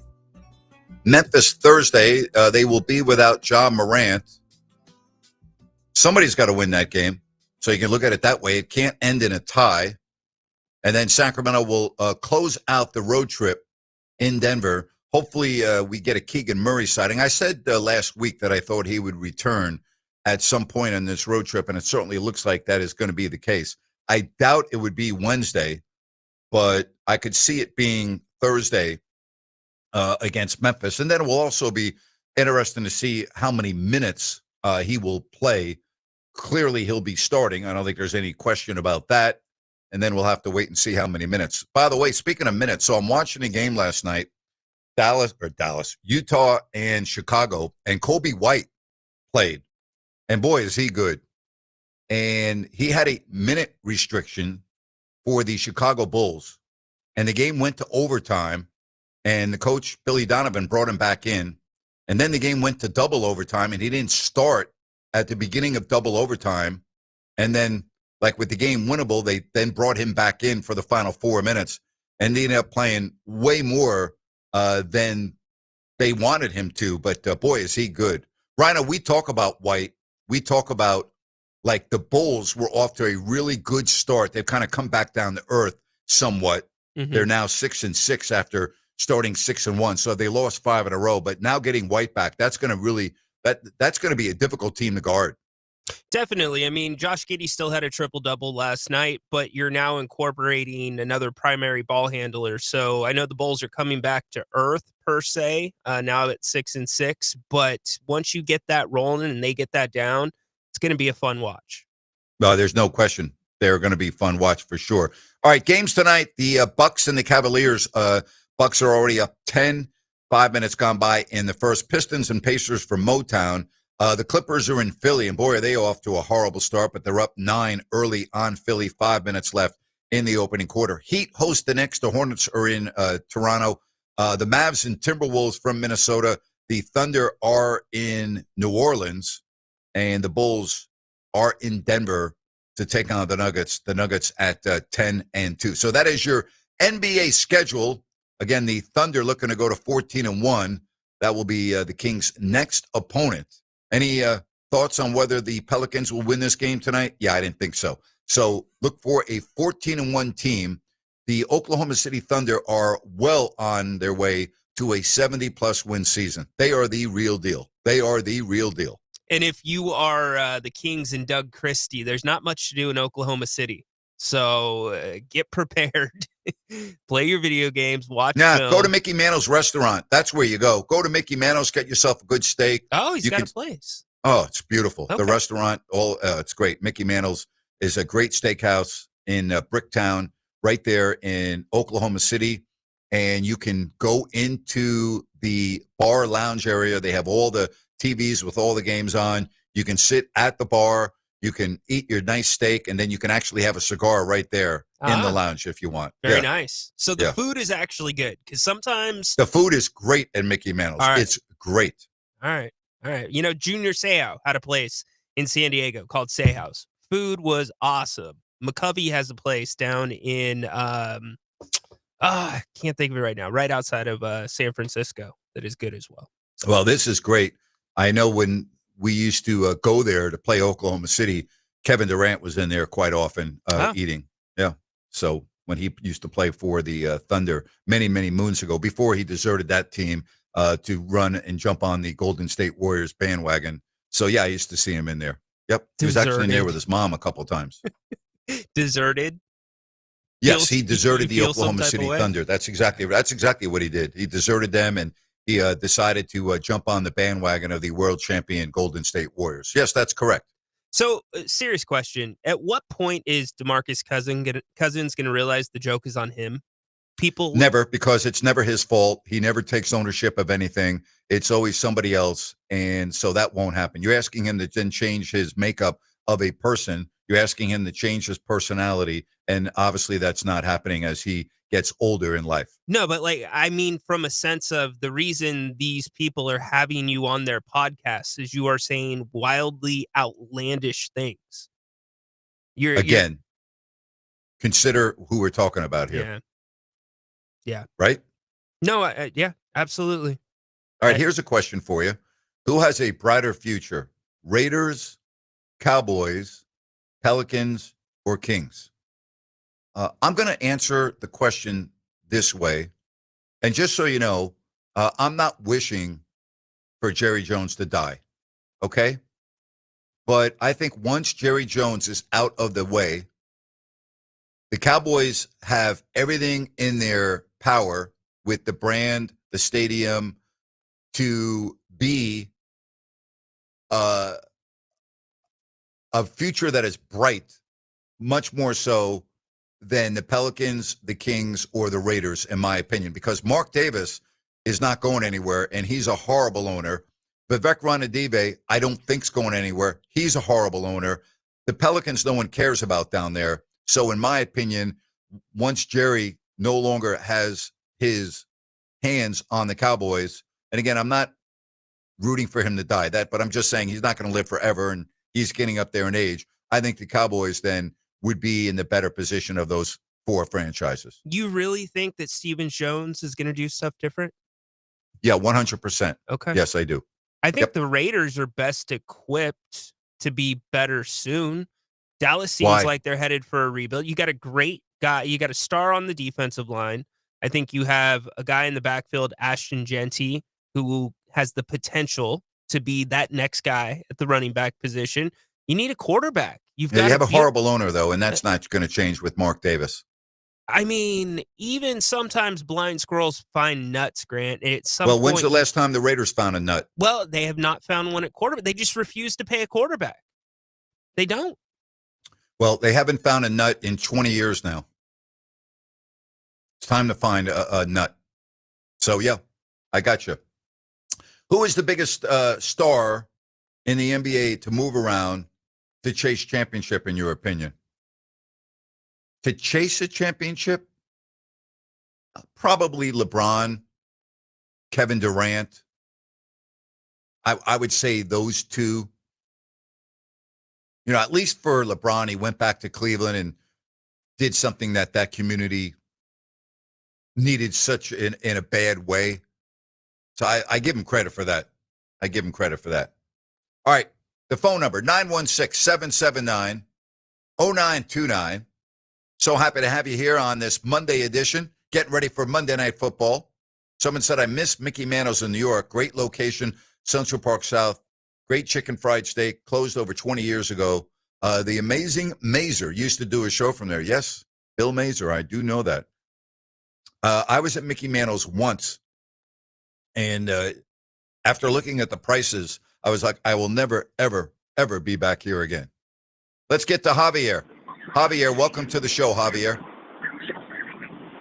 How you doing today? Good, Javier. What's going on? You know, just watching more future basketball day to day with the Kings, and I was just seeing if you'd be up to hear about a potential Sabonis move, because I feel like he's our only, I think, and I truly, believe he's our only piece that can get us any significant value back in the trade. I just see what you thought about this hypothetically, but if you don't want to talk about it, I understand. Well, go ahead. I don't deal in hypotheticals and rumors, but I'm always curious. You took the time to call the show, so put it out there for us.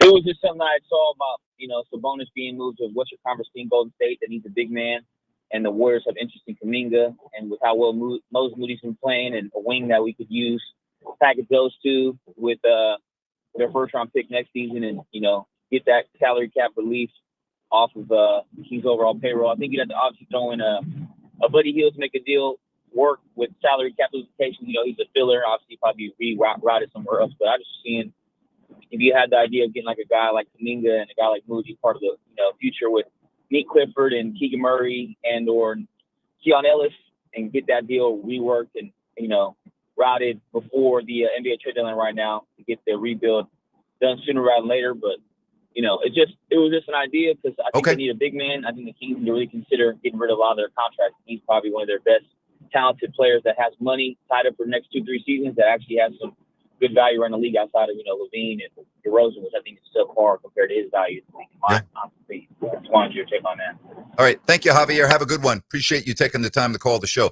I think Sabonis would be great playing with Steve Kerr and the Warriors. I think it would be perfect for them. If I'm the Kings right now, I'm looking at everything, right? And I don't even know if that would be doable. I'd have to look at the numbers in front of me and everything. But, I'm looking at doing everything. And you got to roll the dice if you're Sacramento. That's the other aspect. You need to roll the dice here. You've got to do something that, could work out very well for you. Yeah, is there a little bit of a risk? Yes. Kuminga, we talked about a lot this summer. I said I wasn't on board with having him just because of some red flags. but I mean, the guy is talented, but is he able to be talented to a point where it's more than just a 2 or 4 week period of being talented? Is he able to buy in? Is he able to buy into the team concept? Is he able to buy in to all of that? I mean, I've always looked at certain coaches. Like, if you can't play for Steve Kerr, right? That's a problem for me. Like, that's an issue for me. Like, when I see a coach like Steve Kerr, and I see if a player has an issue playing for Steve Kerr, then I'm like, well, you know, I have to really examine that and ask myself why. Rhino, we've talked a lot about this for the last several months. Do you think Kuminga will be on the Warriors past the trade deadline? Yeah, I think he will. Unless there is, because they did the extension. There's no rush to move him. He's playing okay. He's been actually pretty good for them. So I would keep him around unless you get that deal that blows you off your heels. Why rush it, Grant? Yeah, I don't disagree with that. And a lot's going to depend on where the Warriors are in the standings when we get to that point in time. They just had 2 really impressive road wins in San Antonio, back-to-back games against the Spurs, and won both of them. Yeah. And Steph Curry looked like he was, 28 years old again. Yeah. How unbelievable is Curry, huh? He's something else. And I mean, incredible. Where's he going to land shoe-wise? He does not make very many changes, but he has ended his agreement with Under Armour. Yeah. I know one thing, it's going to be lucrative. It's going to be massive. It's going to go beyond basketball because he's a golf guy. He's a lifestyle guy. Yeah. Really quick, I want to ask and follow up on Javier's question because I think it's a good one. Would Vivek be willing to send somebody to that organization of a Sabonis caliber? Great question. I don't have the answer to that one. Who knows what Vivek would do or would not do. If it makes sense, he won't do it. If it doesn't make sense, he will do it. There's some pieces that work there. I do know of one other Western Conference team that really likes Sabonis, but this to me, Grant, if you are going to make that jump, cannot be a carbon copy, a fire sale like you did with De'Aaron Fox, where you negotiate with one team. This is your only, in my opinion, right now, this is your only remaining trade that can really build those blocks for a future rebuild. And you got to That's a great point. Great point. Hey, folks, with interest rates at or below 6%, the market is starting to move again. That's right.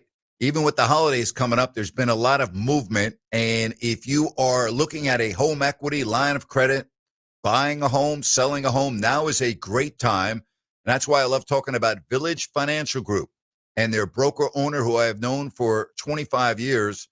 Spence began his family-owned business right at the turn of the century, and he is unbelievably experienced. He's got the experience, and he's a financing specialist. Keep that in mind.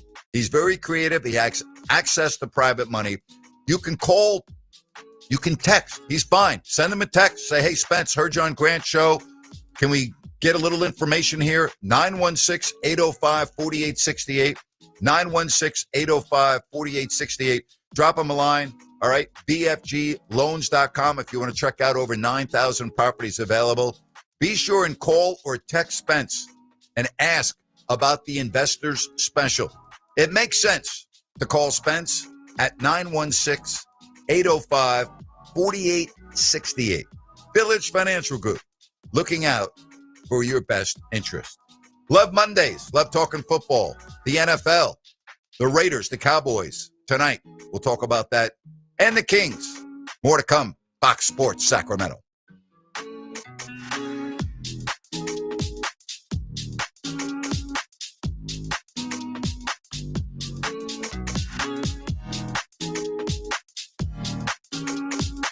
The holidays can be a time of increased stress for those struggling with opioid or stimulant use disorder. Complex family dynamics, financial strain, and cultural expectations can weigh heavily and become a tipping point for those battling the physical and mental effects of addiction. But the holidays can also be a time for pause, reflection, opportunity, and new beginnings. They're a chance to take stock of what we have and are thankful for. to remember what's most important to us and to consider what we can change. The holidays are a time of hope. So this holiday season, choose treatment and recovery. Embrace the support and company of family and friends and create special moments. Get started by finding a proven opioid or stimulant addiction treatment provider near you at choosechangeca.org. Find a proven treatment option that's right for you. Recover you at choosechangeca.org. That's choosechangeca.org. At Downtown Ford Sacramento, we're proud of our long heritage. We've consistently provided Ford cars and trucks to families and businesses in this region for over 100 years. If we think about it, practically every kid who grew up in this town at one time or another rode around in a Ford that we sold to their family. We've served multiple generations of local farmers and ranchers who got their rugged Ford trucks from us. We've also provided many of the emergency vehicles that you see out doing the people's work every day on the streets. All of us at Downtown Ford, from our top-notch service department who keep your Ford running like new, to our dedicated finance team and the guys and gals in our showroom, we thank you for generations of love and loyalty to us. And for that love, we say right back at you. We're doing Fords just like we always have. Come see us any day of the week or visit us online at downtownfordsacramento.com.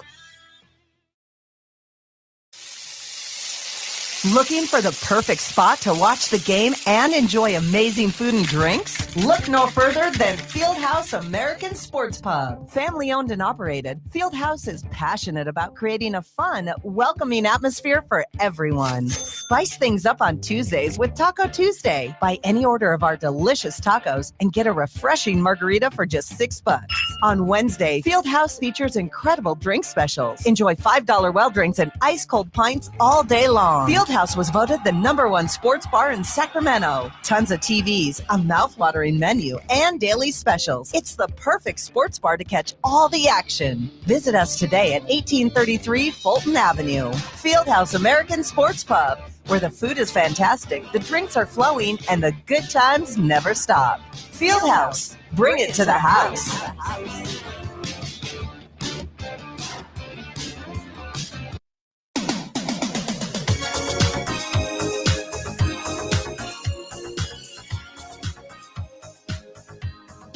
Grant Napear, Fox Sports Sacramento, 916-779-0929. That's 916-779-0929. Are you into college football? I love college football. Love watching the games on Saturday.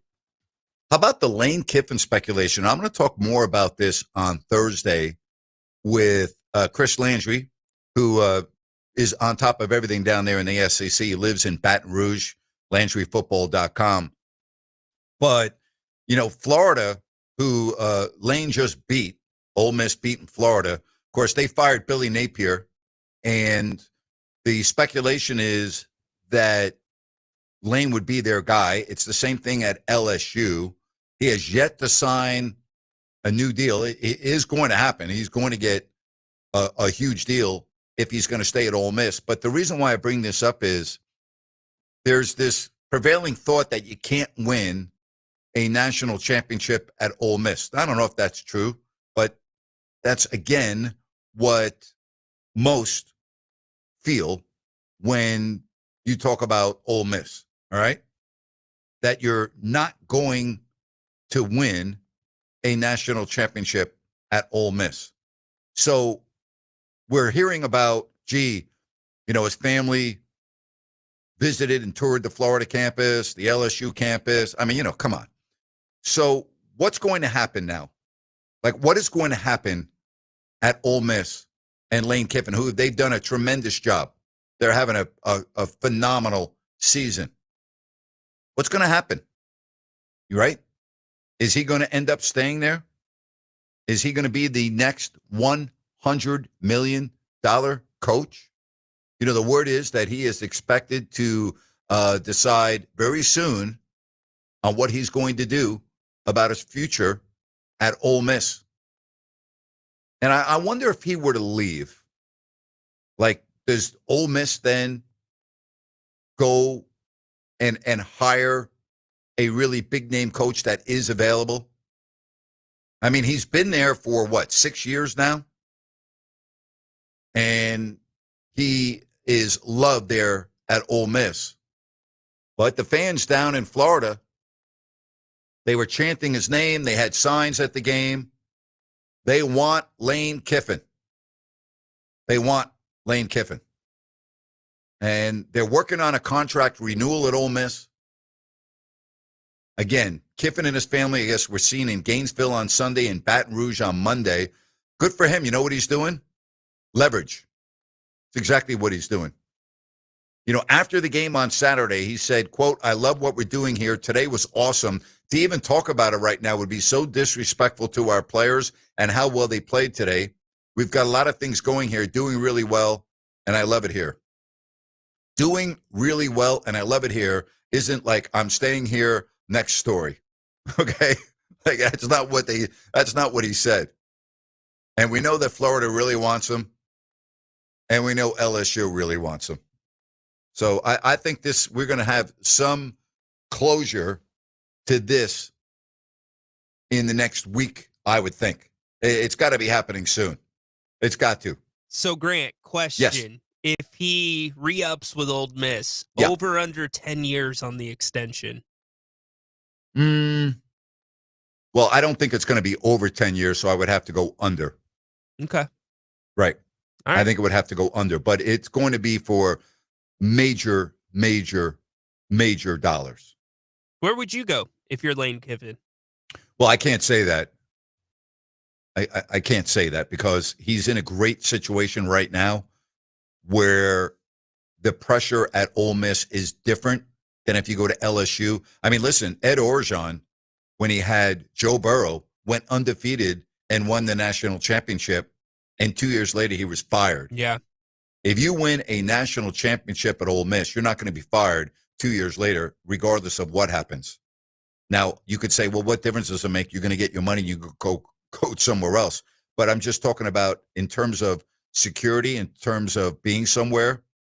Like if you go to LSU, they don't care. They just end up paying Brian Kelly over $50 million, right? Like they'll eat the money. Same thing at Florida. You know, it's a different animal. It's a different animal when you're at Ole Miss. Just is. Everything's different about it. And, you know, you look at the standings and you look at Miss, you know, Ole Miss is 10-1. They're fifth in the country right now. Why couldn't they win a national championship this year? I'm with you. I love what he's built there. You know, they don't have the 100,000 seat stadium, right, but he's getting the recruits. They play hard. The fan base loves him. They understand that he's going to gamble for here and there. And I just like the vibe there. It fits him perfect to my eye. Yeah. And so you look at Florida. Well, you can win a national championship there. Just go look at what's happened in the past. You can win a national championship at LSU. I mean, it was just done a couple of years ago and previously. So, like, you know, it can be done there. At Ole Miss, you know, again, we talked about this every week with Chris Landry, and he'll be on Thursday again, and we'll break it down again with him. Maybe by then we'll have some news of substance regarding Lane Kiffin. But again, why can't he win a national championship this year? I think your team's good enough where they could win it this year. They play tough. They do really tough. I think his biggest problem right now that he's negotiating is the whole 2 quarterback thing. He's stuck with one a little bit more, but he's been back and forth with those 2. Very true. And they are not afraid to gamble. Like all teams, they've been in some close games, and they find a way to win those close games. But when I look at their schedule, right, and I look at who they have won against, and they lost to Georgia, all right? They lost to Georgia, 43-35 is their only loss. And they only have Mississippi State coming up, then the playoffs. I mean, why can't they win? Why can't they win? I mean, I understand they lost to Georgia, but they beat Oklahoma 34-26. By the way, they won that game in Norman. They went on the road and won that game. So why can't they win? Why can't they win? I'm not saying I would pick them to win the national championship. I'm not saying they would be the favorite, but I could. Like, if you told me, Ryan, that they would be holding the trophy at the end of the year, I wouldn't be shocked. No. I wouldn't be shocked. No. And it's not one of those things like, oh, it's an outlier. No, they Yep. fit. They fit the profile of a champion.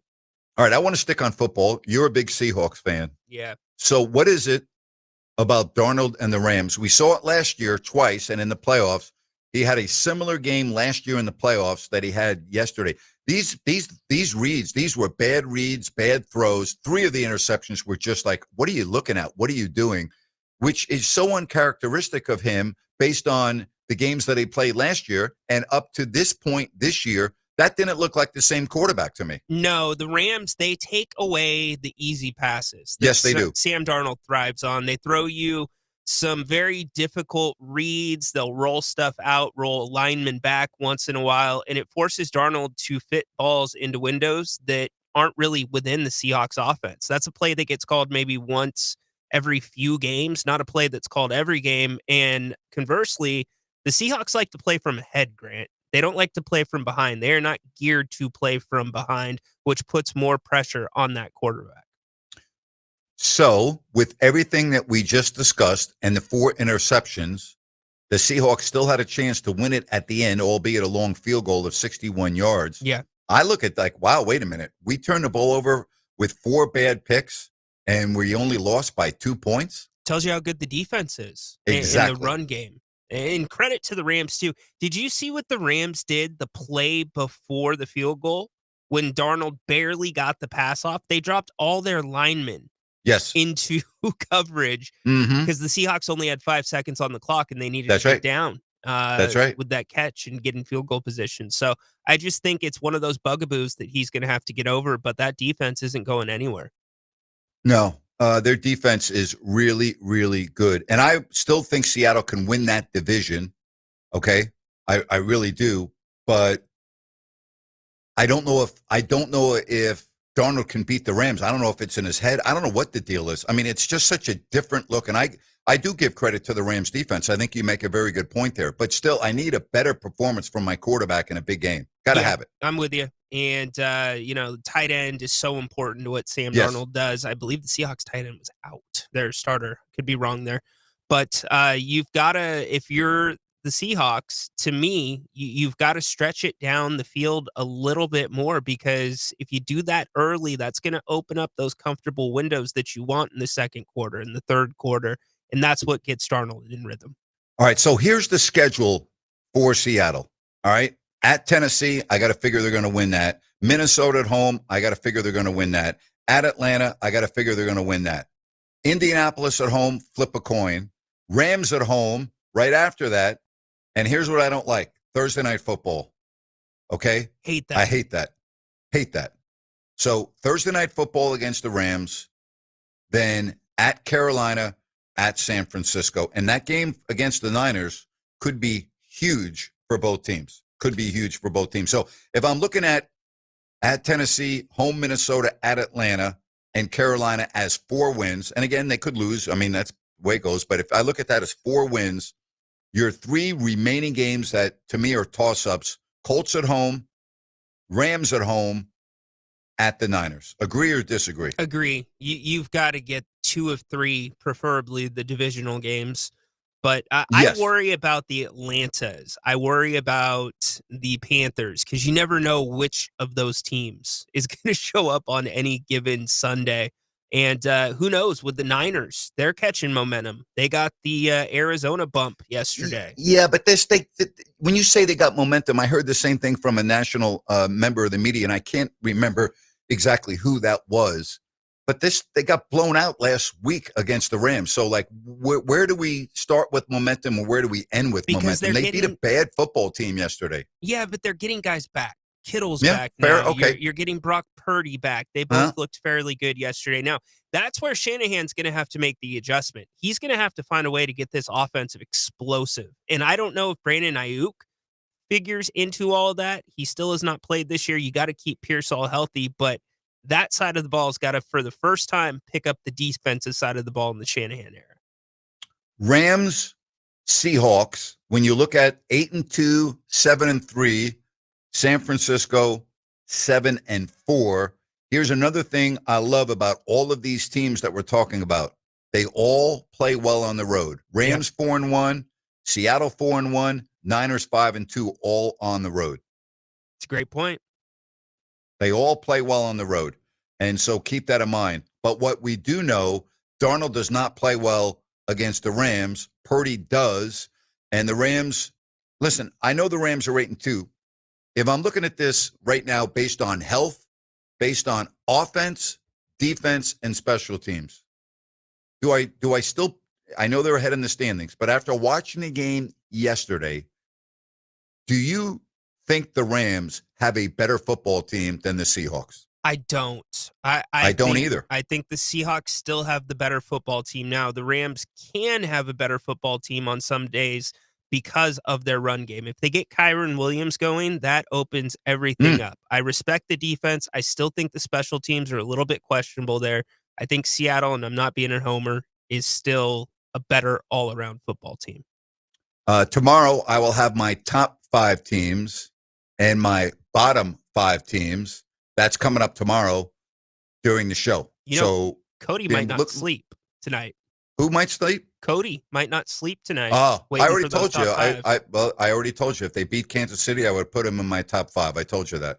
And I don't think Kansas City is all that, but because they have won the division 9 years in a row and they were in the Super Bowl last year, I get that. But, the Chiefs are 500 for a reason.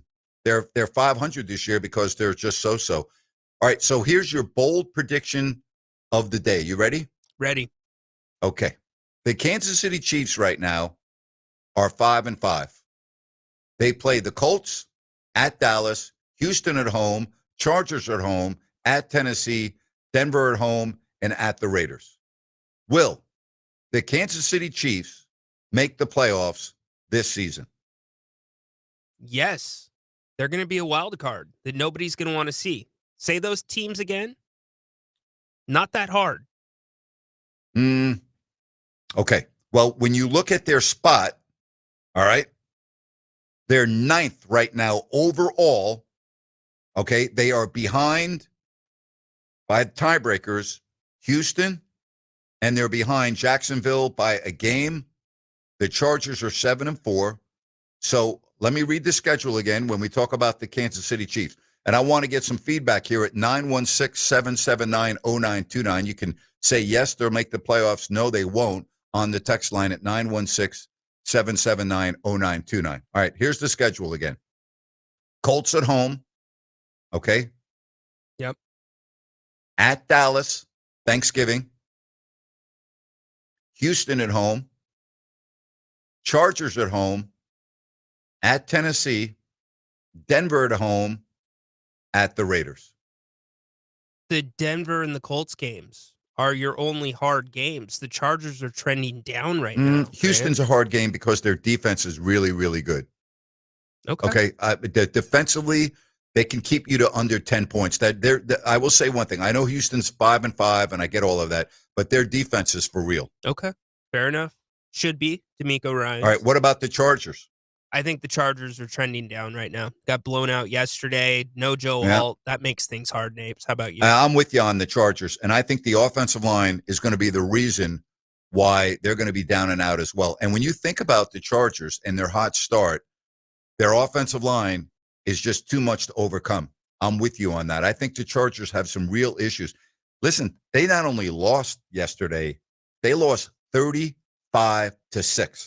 Think about that. Smoked by Jacksonville. 35-6 by an up and down Jacksonville team. And, I'll say this about Jacksonville, and we keep talking about them, and we don't give them respect. And I get it because I didn't give Denver respect. But Jacksonville's 6-4. They're right in the mix for not winning the division necessarily, but they're right in the mix to be a wild card team. And they're very Jekyll and Hyde. And when I look at their schedule, and I'm talking about Jacksonville, at 6-4, hang on, at Arizona, at Tennessee, home Indy, Jets at home, at Denver, at the Colts, Tennessee. But, the Arizona, twice with Tennessee, and the Jets should all be wins for them. Yeah, you're right. Where are you at on Trevor Lawrence right now? Do you feel like he's taken that step forward? Yeah, I do. I do. Do I put him as an elite quarterback? No, I don't put him in that category. But, yeah, I do think he's taken a step forward. What about you? I do think he has as well. And you got Travis Hunter, who is on IR. He's making it work. They're finding ways to win, and he's a big boy. He's tough. And I like Travis Etienne, man. I like the way he runs the football. Yeah, me too. Great point. I like him. So don't just sleep on Jacksonville. Don't sleep on them. Really, when I look at the AFC, there is not a dominant team in the AFC. I know there are teams that have very good records. I understand that Denver's 9-2 and New England's 9-2 and Indianapolis is 8-2, but they're not great teams. All of those teams are beatable. We've seen it throughout the year. And I'm keeping my eye on Baltimore now at 5-5, and they've won 4 in a row. Yeah. Don't sleep on Baltimore. Don't sleep on Baltimore. Do you think Indy's going to keep this going? Or Yes. did they hit their stride too soon? No, I think they're going to keep it going for this reason. They're very, very balanced offensively. Yeah. Taylor is as good as any player in the NFL this year, and Daniel Jones has been unbelievably efficient, very confident, not turning the ball over. So, yes, when I look at that balance, good offensive line, I like their ability to get a home run every time they hand the ball off to Taylor. Yes, I think that it will continue. Plus 115 differential, Napes. Yeah. How about that? And when I look at the Colts, right, and I try to forecast whether they're going to continue this, they are at Kansas City, home Houston, at Jacksonville, at Seattle, home San Francisco, home Jacksonville, at Houston. They have a very, very difficult schedule. They do. And again, they play Jacksonville twice, so Jacksonville could still win the division. I love years like this. I think this is what makes it really fun in the NFL. I absolutely love it. I'll tell you what else is fun. Grant's Rant. I love doing Grant's Rant. That's coming up around the corner. And then we will talk more about the Monday night matchup. What's happened to the Cowboys and the Raiders over the last couple of decades? Seriously, what has happened to these two storied franchises? Just awful. Really awful. Really. No other way to say it. Awful. Kings off until Wednesday. We've got them on the map. We've been talking about that.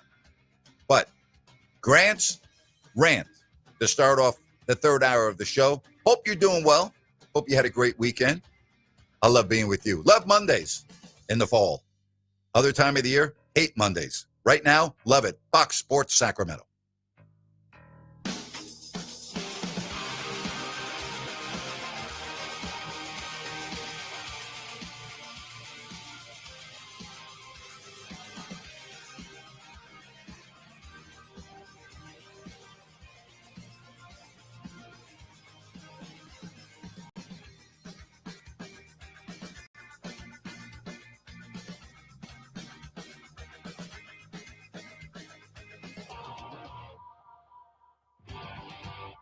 Fox Sports traffic, heavy rush hour delays on Cap City Freeway, I-5, US 50 throughout the entire area. Give yourself lots of extra time as you start making your way out of the office and heading home.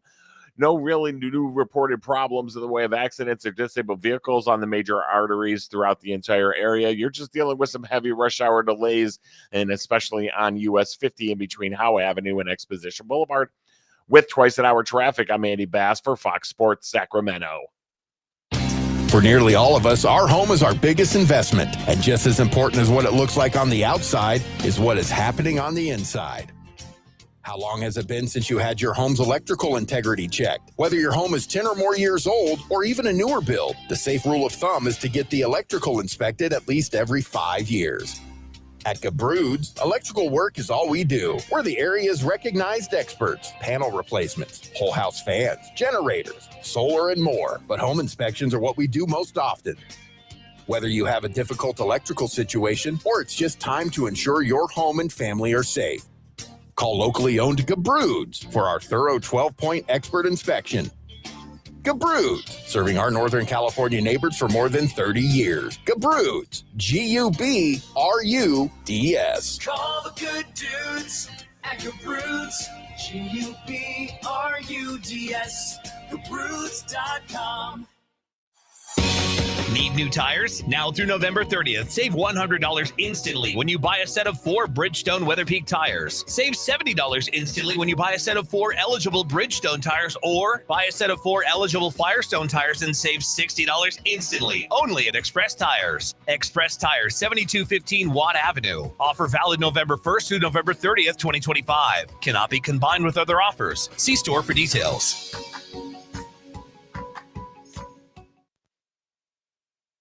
I'm Dan Patrick, and this is Above the Noise. The Seahawks look like a team built for February. Playmakers, a great defense, and until this weekend, a quarterback in Sam Darnold, who had guided them to a crisp 7-2 start. And his resurgence has been one of the league's great redemption stories. But football is a way of revealing truth under pressure, and that's where the concern begins, or continues. Because of all the gaudy numbers, 4,000 yards, 35 touchdowns last season for a Vikings team that went 14-3, his biggest games brought out his worst football. In the last 3 high-stakes games, he's 0-3. Week 18 against Detroit and last year's wild card round. Yesterday, 4 interceptions and a meltdown against an 8-2 Rams team. The full body of work still paints him as a franchise quarterback, one capable of elevating a Super Bowl-ready roster. But until he rewrites the script under the bright lights, it's hard to have that much trust when the stakes are high. I'm Dan Patrick, and this is Above the Noise. It's being called the Golden Bonanza Sweepstakes. Thanks to our friends at Mako, the DP Show, proud to be a part of this, giving listeners a chance to join us in San Francisco for Super Week. That's right, a trip for 2, including round-trip coach airfare, 3 nights, hotel stay, ground transportation, and VIP access to see us do our show. If that's not enough, Mako also giving away 5 free paint jobs and 10 Mako and DP Show swag bags as runner-up prizes. It's really simple to enter. You go to danpatrick.com. The best news, you can enter daily for a chance to win. You can also receive a 25% off coupon to use at any Mako shop. Visit any Mako location now for a free estimate and redeem the coupon. Terms and conditions apply. Remember, go to danpatrick.com for official rules. No purchase necessary. Void in Alaska, Hawaii, and where prohibited. Open to contiguous U.S. D.C. residents 18 or over. Ends 11/23/25. Grant's back. Join the conversation every weekday afternoon beginning at 3 p.m. KSAC 890 AM Olivehurst, K284CM 104.7 FM Sacramento. It's time for Grant. All right, let's get this week started off good. Let's go, Rhino. What do you have for me? I got 3 good choices. The PI call last night, Grant, at the end of the Lions-Eagles game, just about as bad as it gets. That was perfectly clean defense in a play that would have likely given the Lions the ball back. Second off, Jamar Chase suspended for spitting in a player's face. That same player actually punched Jamar Chase and was thrown out of the game. We hit punching last week with somebody with a helmet, but spitting on somebody about as bad as you can get. And last and finally, a bizarre scene at Texas A&M. Yep. One of the South Carolina players caught a touchdown pass, ran up the tunnel, almost looked to grab his hamstring. Him and his teammate were walking back, and a Texas State trooper just shoves through them like a clothesline from WWE. This Texas State trooper was removed from the stadium and is under review right now. Yeah, and there's a lot of things that bother me about this story.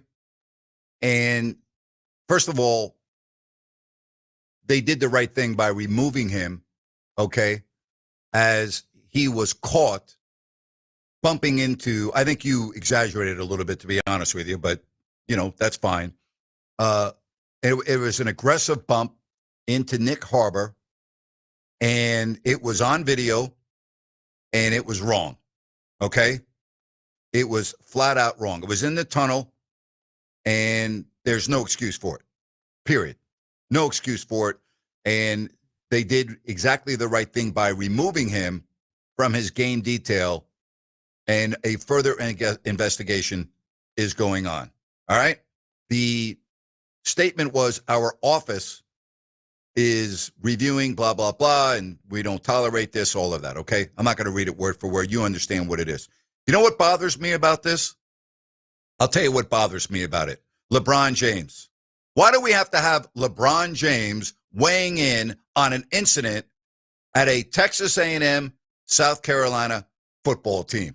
Here's what LeBron James wrote on social media. That A&M cop needs to be suspended. That was premeditated and corny AF. Really premeditated? LeBron, do you know what premeditated means? Do you understand the definition of premeditated? He went out of his way to start some S. Do better, man. I agree with you. Okay? But like LeBron, I have a question for you. If the player that was bumped was white, would have you said anything on social media? I would say no, based on your past history. If the police officer in question was black, would have you said anything on social media? I would wager that you wouldn't. LeBron, you know what? I've talked about this, and I will continue to talk about it as it pertains to you. You see the world differently than many other people, okay? You have blinders on, and you have over 50 million followers on social media, and you could have such a profound impact on society, but instead, you look at color, and you've always done that. And that's the biggest problem that I have with you when you're not on the court, because when you're on the court, you're great. You're great. You're absolutely great. Period. And hate is hate, right? And you shouldn't turn your head just because of the color of someone's skin, their religion, whatever you want, their sexual orientation. We can go on and on. You shouldn't turn your head, but you have always turned your head when it fits your narrative. Whether it's been at your charter school in Akron, whether it's the Columbus police officer in the fatal shooting of the teenage girl, when you attacked the police officer without knowing what was going on. We can go on and on and on. Really? LeBron James is getting involved in an incident with a Texas state trooper in the tunnel against a South Carolina football players. Same LeBron, never ends, never changes. It's just the same narrative over and over and over again. And you know what? There's a reason why LeBron James gets ripped to shreds when he's not on the court. There is a reason. And in my opinion, the reason is not manufactured. No pun intended. It's right there in black and white. It's right there. Because once something is put out on social media, it is there forever. And all you have to do is go back and look at the track record. So good for the Texas state trooper for being sent home as he should have been. And who knows where this is all heading. It was wrong, period. It's not debatable. It was wrong. But LeBron, once again, sticking his nose and his head where it does not belong. And that's my rant for today. If you want to comment on that, 916-779-0929. That's 916-779-0929. You agree or disagree with my rant? We'd love to know about that, all right? Would love to know. But he didn't waste any time at all going to social media. None whatsoever. And again, just for clarification, as we sit here and talk on Monday at 5:10 Pacific time, as of the latest report, okay, I have not seen any further development in terms of what the punishment may be for that trooper, all right? I don't know. Again, the Officer of Inspector General is aware of the incident. It will be further looking into the matter. No additional information will be released at this time. That was the official statement. So, we'll see. All right? By the way, Beamer, the head coach of South Carolina, good for him after a gut-wrenching loss. Got a ton of respect for the people here in College Station. They're just a first-class operation, everybody. From a game operation standpoint, they really do a great job. They're first-class people, so appreciate them handling that the right way, sending the trooper home. Yep. Very classy. And again, that was a brutal, brutal loss. Brutal loss for South Carolina. Brutal. Teams were 286-0, being Wow. up by the margin that South Carolina was up at halftime in the SEC. All time. Wow. 286-0. Whoa. That says something, huh? Yeah, it's a big number. It's a huge number. I think the number with the Giants-Broncos game earlier in the year with that lead in that time was like, it was well over 1,000, okay, and 0, and then the Giants put the 1 in the column. Crazy. It's incredible, isn't it? We're seeing that more and more. How many times do we do a game where people say ESPN had the win margin at 97.9% or even higher? We're seeing more of it. Yeah. Well, the Kings haven't been close to that because they're so far behind with 5 minutes left to go in the fourth quarter for the most part that those numbers don't come into play. What did you say at one point yesterday? They were on a 14-5 run, and then Schroeder took that bad shot, and then they came back in transition and made a 3. Did they not during that Correct. situation, Yeah, if memory serves me correct? That is correct. It was right around the 5-minute mark. They had some momentum. They were getting a couple of stops, and Schroeder just takes one of those free throw line extended threes that bricks off the rim and the backboard, and off to the races, Harrison Barnes for a 3. You know, we talk a lot about Fox, and we talk about Halliburton, and we talk about a lot of things.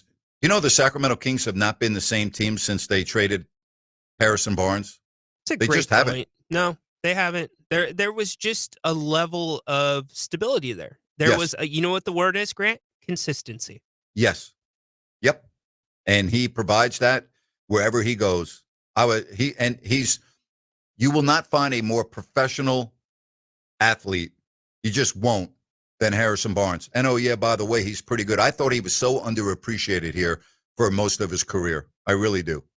One shot goes in, you have the entire fan base screaming for Harrison to be re-signed. Mm-hmm. And then he turned into a villain because of the 3 in the playoffs. But that's a joke. He might not stand out on the scorer sheet, but it's the stuff that he would do that doesn't show up on the scorer sheet. He was the guy. You know what, Grant? He kept the ball moving. Yeah, no question. All right, before kickoff tonight, who do you have, Cowboys or Raiders? Cowboys. You? Okay. Yeah, me too. I think the Raiders are just a bigger mess than in. 916, Grant, what do you think of Keegan returning this week and Doug being fired potentially if we continue to lose? Well, as far as Keegan returning this week, can only make them better. It can't make you worse. And the question, if you're going to fire Doug, who are you going to replace him with?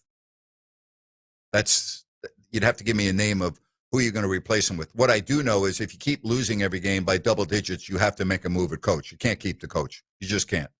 I mean, you can't. And the fans are not going to show up to the games, but what are you going to do if you fire the coach? He's not making a lot of money, so I don't think the money's really that big of a deal.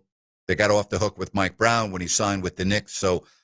But Vivek is in love with Doug, probably thinks Doug is Greg Popovich. So I'm not expecting that to happen anytime soon. Will Keegan make this team a winner? No, he's not going to make it a winner. Will he make them better? Yeah, of course he's going to make them better. But Keegan does not, Rhino, we keep talking about, Keegan does not solve a lot of the other issues that you have right now. It doesn't solve them. It solves one big issue. It makes you better defensively. But there are many other aspects of this team where you still have glaring problems. Yeah, Keegan's not going to get the ball moving. In fact, he's one of the guys that you need to have the ball move through.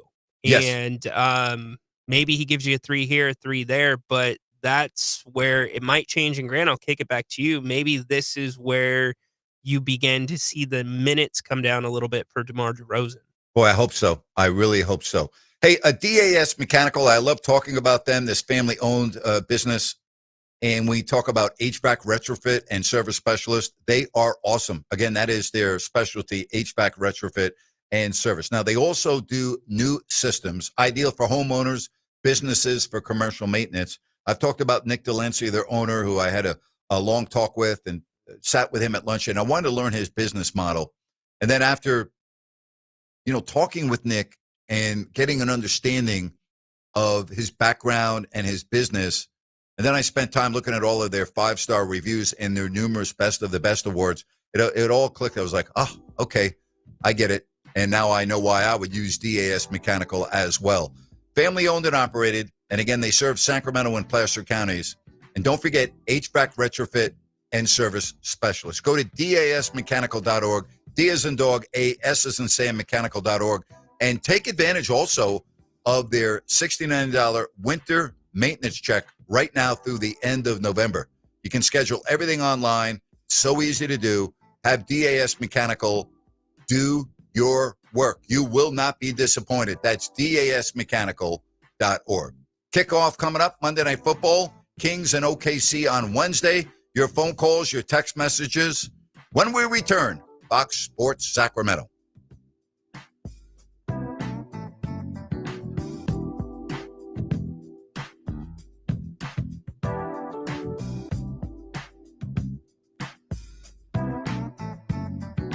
Fox Sports traffic as we take another look at the roadways. Got a couple of new problems out there. I-80 eastbound right as you exit off to Marysville Boulevard. Got some ramp restrictions through that area, so give yourself a couple of extra minutes to work your way through there. Heavy rush hour delays, Cap City Freeway in between Top of the Town Freeway and US 50. Same thing with I-5 northbound and southbound in the same area. Give yourself that extra time. With twice an hour traffic, I'm Andy Bass for Fox Sports Sacramento. Listen up, guys. Are you experiencing any of the following? Fatigue, less drive, poor performance? If so, you may be one of the nearly 30 million men in the U.S. today dealing with ED. But did you know you don't have to pay hundreds for a prescription anymore? And you don't have to deal with the hassle of seeing the doctor or the embarrassment of going to the pharmacy for a certain pill. Now, with one free call, you can find out how Herbal Virility Max can help you feel like a man again. For over a decade, Herbal Virility Max has helped guys just like you put a smile back on their face with improved performance and drive. Call today and ask about our buy one, get one free offer. 800-690-8445. 800-690-8445. 800-690-8445. That's 800-690-8445. Hear that? That's the sound of your life. Perfectly imperfect. Beating in rhythm to the world you've created. But every time you drive after drinking, music gets drowned out. Your life sounds pretty great. Don't let a buzz ruin it. Buzz driving is drunk driving. Don't drive buzzed. A message from NHTSA and the Ad Council.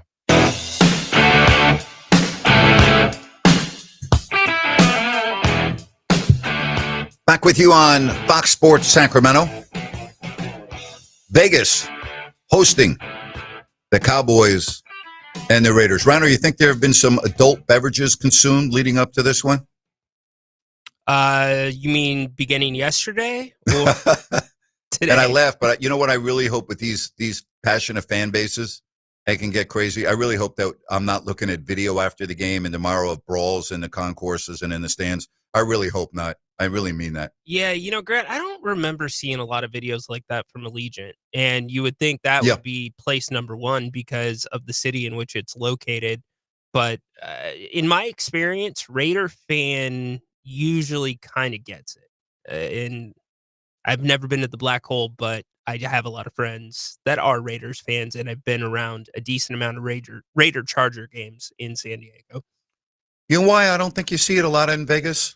And I could be wrong. I'm just doing this off the top of my head. It's more of a tourist destination in terms of going to watch a game. It's almost like it's not just going to a football game. It's going to Vegas, and the game is just part of the weekend. Like it's more of a, we're going away for the weekend, and oh yeah, by the way, we're going to the game. Yeah, and certain teams do travel well, like Cowboys fans do, Steelers fans. But it's just, to me, different when I watch a Raiders game. I don't know. I just, a lot of folks that go to these games, they don't live in Vegas. They're coming in for the game.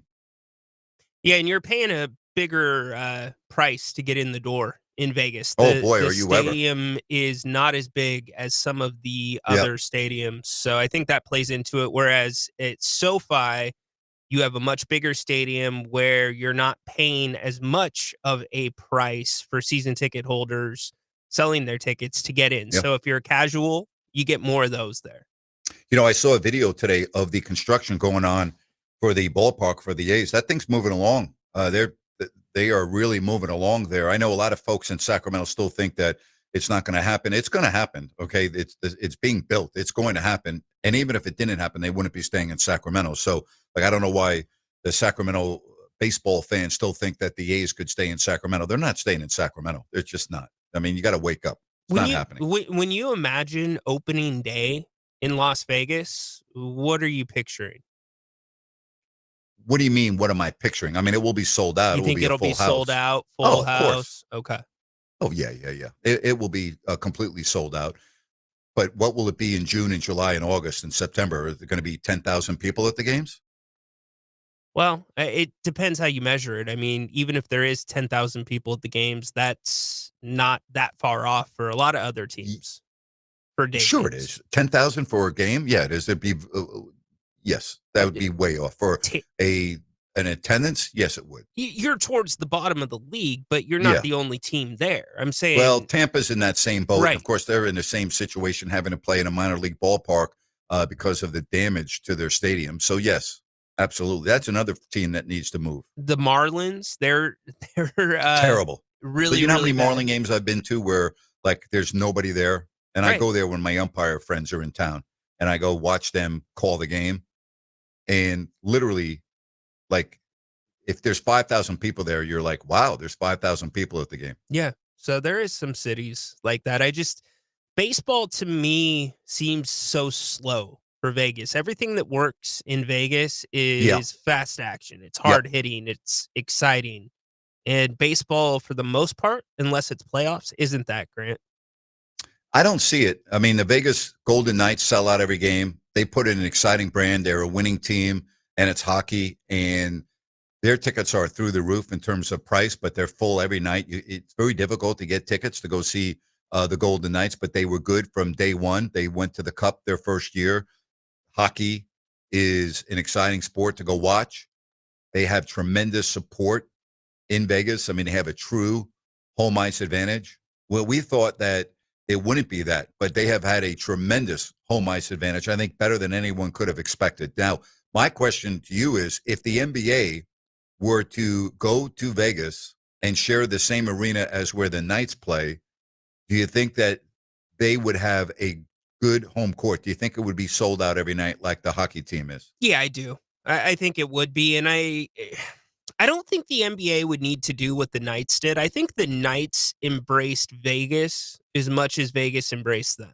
They put together the entire show from start to finish, the big show, right? Yes. But there's a huge craving for NBA basketball. Those buildings, there's a reason they have Summer League there. The building sells out, I think, predominantly for the WNBA team. So I see it being exactly the same.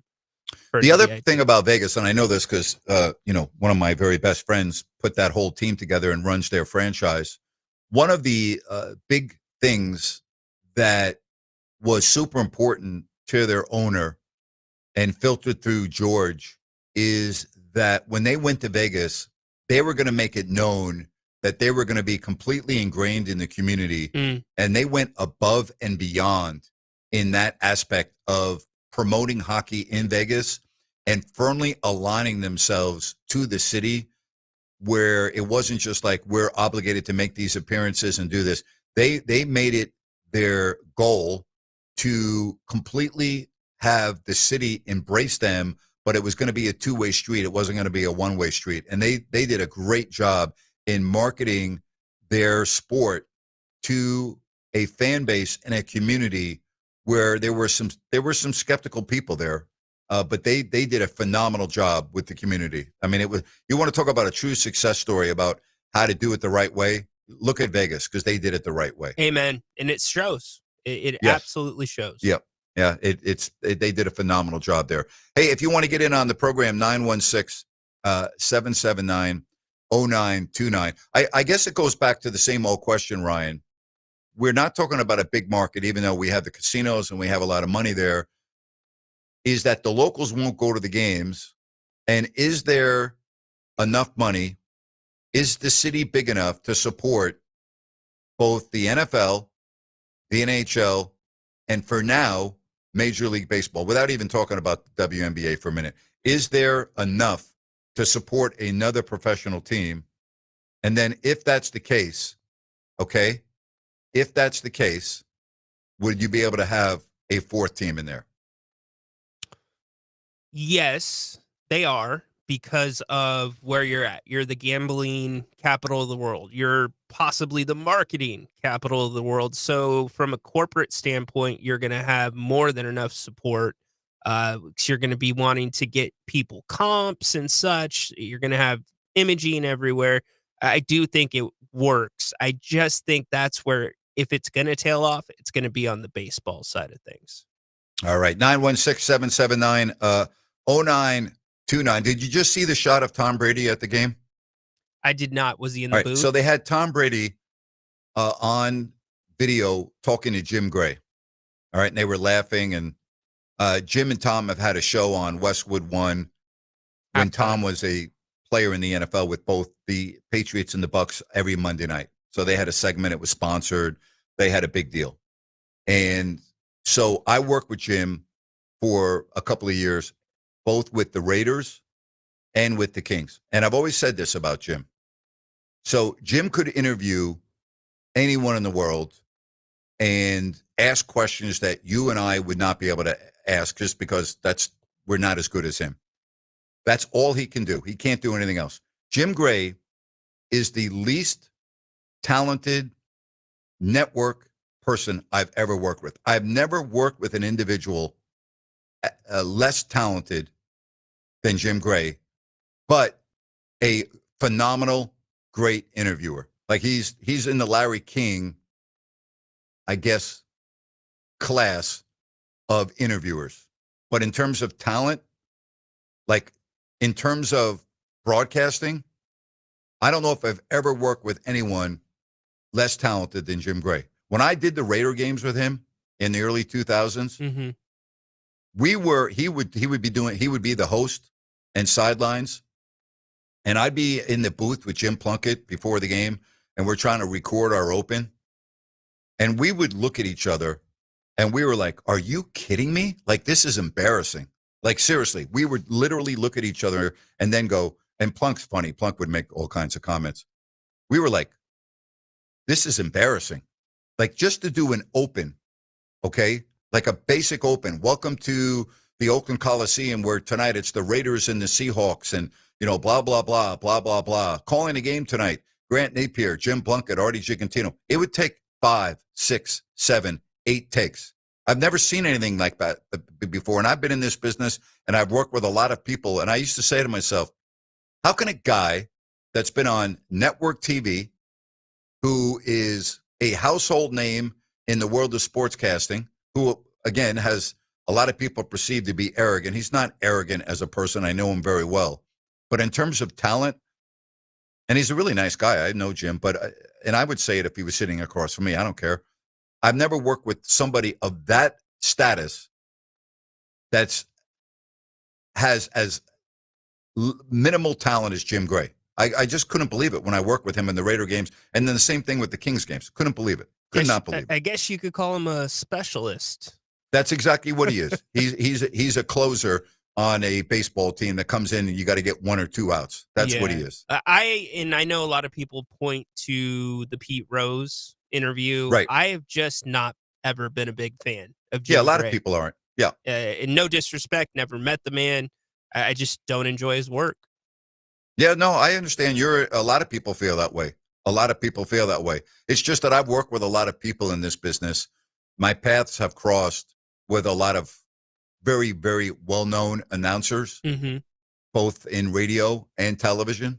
Like, I've worked with some of the biggest, right? Yeah. Like, Bill Walton was just the opposite. Bill didn't need any rehearsal. Bill didn't want to rehearse. Bill just put a microphone in front of Bill, and Bill was good to go, right? Like, you didn't have to prep Bill on what we were going to talk about. Bill didn't even want to discuss with me what we were going to talk about. He goes, no. He goes, up. He would stop me. Just ask me on the air. Sounds like because I don't want to talk about it now. Sounds like somebody I know. Can't put my finger on it quite yet. Yeah. You know what? It's called spontaneity. And Bill loved that. Bill loved being spontaneous. He didn't even want to have in his mind what you were going to ask him, because he wanted to just come right off the cuff. He didn't want to have to think about it. Yeah. That could be a good thing and a bad thing with Bill sometimes. Hey, did you see this report from The Athletic? NBA seeks cell phones from multiple teams, including Lakers, in gambling investigation. Okay, so a couple of weeks ago, when the arrests were announced of Chauncey Billups, Terry Rozier, and Damon Jones, I said I think this is just the tip of the iceberg in many, many areas, like prop betting, names, everything. Like I thought that this would be the start of like a lot of newness, right? Right. And a lot of other names coming out. Yep. I'm only asking the question. I am not putting blame. I'm not accusing. I'm not in any way, shape, or form doing anything other than asking the question. What if these investigations come back to improprieties as it relates to LeBron James? Can you imagine the damage to the league? It's ground zero. That's right. It's ground zero. It's what MLB for a split second, a couple of weeks, was staring at with Shohei Ohtani. Correct. 100%. Correct. That's right. And again, I'm not accusing. I'm only asking the question. That's all I'm doing. I'm only asking the question. Okay. So for the tin hat conspiracy theorists out there, the NBA's doing an investigation. The feds are doing their ongoing investigation. Do you feel like there needs to be some type of oversight over this NBA investigation? Oversight by whom? Well, they hire a third party or usually some type of attorney firm to do the investigation, but a lot of people say the NBA is going to try. There's already a theory out there that the NBA is sweeping things under the rug. Is there anything else the NBA could do to be as transparent with the findings that they find? So there's no room for that argument. Well, let me first of all say that I don't think you can put anything under the rug in this day and age, because I think the rug is always pulled back and always uncovered. So, like, I think covering up right now in the society that we live in is not only impossible, but stupid. So that's my opinion. But you talk about The Athletic, and they cited 6 sources, not 1, 6. Yeah. Okay. That, as you said, the league had requested records, and not only records, but the personal property of not only the Lakers, Rhino, but multiple teams. All right. Multiple teams. So we're talking about, like, they're going after, they want everything out in the open. And it's going to be interesting to see, like, what, if anything, does this find? And that's why I told you about my personal story, because I wanted it on my phone. I wanted a record on my phone that I told my friend, hey, I can't talk to you about this. I'm prohibited from discussing this. I put it on my phone. I had nothing to hide. I'm like, wow, I just got this text message from a person. And instead of not responding, I responded and go, hey, man, I can't talk about this stuff. Like, it's a no-no, so I can't tell you. I wanted it on my phone in case my phone was ever confiscated. I'm like, hey, I got nothing to hide. And you can look at all of my calls. I didn't call that individual. There's no record of me calling that individual. I have it. I'm not hiding anything. Here it is, right? And I didn't even delete my message to my friend. I kept it on my phone in case my phone was ever confiscated. And you were smart to do so. And that was before any of this was legal. You Correct. know, it was not as big of a, I don't want to say deal, but it probably wasn't something that came up as much. You did your annual training and you assumed that there was no improprieties. But as you said a couple weeks ago, you know, Damon Jones, kind of close to that LeBron circle. And if you read what the Athletic says, it even goes as far to say Maverick Carter, Jones's main business partner, or James's main business partner, was a client of a bookie who pleaded guilty to federal charges that he was part of an offshore betting ring. So that just tells you right there, according to the report, that Maverick Carter is gambling on games, right? This can go a lot of ways, Napes, and I hope it doesn't go the way that you suggested. or you brought up as a situation. I hope not. I really do hope not.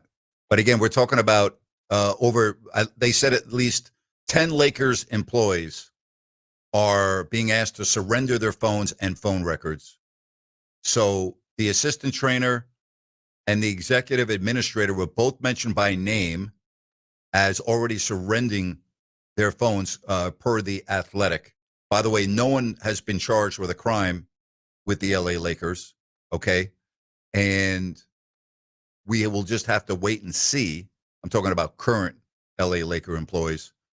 There's been no arrest. So we'll see. I think we have to draw a line in the sand. The NBA does not have the same powers that the federal government has. Correct. So you either participate or you don't, and you are subject to punishment. Now, the federal government, like you just said, arrest power, subpoena power. So these NBA employees, if it's under the NBA's investigation, they are choosing to participate and be compliant. Okay, and I'm going to add this. You can agree or disagree before we go to break. If it is found like a trainer is relaying information to a bettor on who's playing and who's not playing, the public's not going to really care about that, okay? Because that does not affect the integrity of the game. It might make someone rich, but in terms of you watching a game or me watching a game, if person A is telling person B 3 hours before the game that he knows that this star and this star is not going to play, that doesn't change the outcome of the game. It just enables an individual or individuals to make money on a game because they have inside information. But in terms of me, and I think Michael Wilbon was intimating this recently on, pardon the interruption, on ESPN that you brought up to my attention, it's kind of like, that doesn't involve the integrity of the game. Agree or disagree? I agree with that there, but here's the wild card for me. I might care about the integrity of the game, but there's a lot of other people out there that, yeah, they say they care about the integrity, but their reaction's going to be, hey, I bet on that game. I didn't have that information. I'm going to be pissed. So I'm going to cause as much of an outrage as possible, as much as of an outrage as I would cause if the game was fixed in somehow. And I guess it's that unknown element because so many people are gambling now what that reaction is going to be and if they even care about the integrity versus losing their money and not getting the same advantage. Yeah, that's a good point. We'll come back. We'll wrap up the show. Final segment, 916-779-0929. Busy Monday. We got a lot going on here. We have a lot going on Fox Sports Sacramento. Fox Sports traffic taking one final look at the roadways. Got a big problem at Highway 99 at the I-80 interchange. 3 lanes remain blocked off on the northbound side of 99 through that area. Give yourself lots of extra time to work your way through that as heavy delays are in and around there. Top of the town freeway in between I-5 and Cap City Freeway. Also starting to see some heavy rush hour delays as well. Give yourself about 20 extra minutes to work your way through that. With twice an hour traffic, I'm Andy Bass for Fox Sports Sacramento. Tired of the same old routine? Need a place where the beer flows and the good times roll?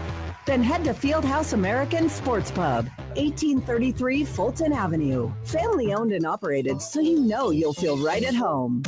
Catch all your favorite games on 18 big screens while enjoying amazing food. And with 28 beers on tap, you're sure to find something you love. And don't miss everyday happy hour from 3 to 7 and again from 10 till close.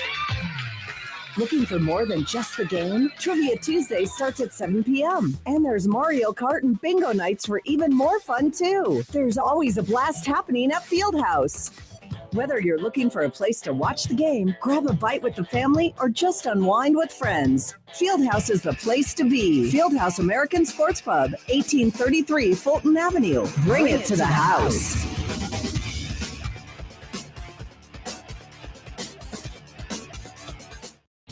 For nearly all of us, our home is our biggest investment. And just as important as what it looks like on the outside is what is happening on the inside. How long has it been since you had your home's electrical integrity checked? Whether your home is 10 or more years old or even a newer build, the safe rule of thumb is to get the electrical inspected at least every 5 years. At Gabroods, electrical work is all we do. We're the area's recognized experts. Panel replacements, whole house fans, generators, solar, and more. But home inspections are what we do most often. Whether you have a difficult electrical situation or it's just time to ensure your home and family are safe, call locally owned Gabroods for our thorough 12-point expert inspection. Gabroods, serving our Northern California neighbors for more than 30 years. Gabroods, G-U-B-R-U-D-S.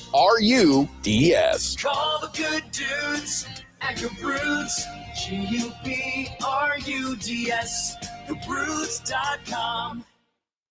Business owners, Grant Napier's back, bringing Fox Sports Radio to the forefront of sports talk in Sacramento. That means more listeners, more potential customers who could be spending money for your products and services. This is Kurt Bagelman, General Manager for Fox Sports Radio in Sacramento. Grant's back, and his return is an opportunity for your business. Listen, the sports talk audience is a target-rich group of consumers. 80% are employed, nearly 60% earn six-figure incomes, 67% own their homes. Take advantage of the attention Grant's return has generated to tell people where to spend their money. This is a unique opportunity to increase your sales right now. It costs nothing to learn how a good strategy and a great commercial message heard by sports fans could help your business. So call me, 916-779-0914. 779-0914. Radio and Grant get results, and we are here to help. Call 779-0914. Hi, I'm Ryan Blaney, a third-generation race car driver, and I dedicate a lot of my time going fast. But when my grandpa was diagnosed with Alzheimer's, it was a very unexpected bump in the road for us. It's important to notice if older family members are acting differently or having trouble with routine tasks. Early detection of Alzheimer's can give your family time to explore support services and access available treatments. If you or your family are noticing changes, it could be Alzheimer's. Talk about seeing a doctor together. Visit alz.org/time to talk. A message from the Alzheimer's Association and the Ad Council.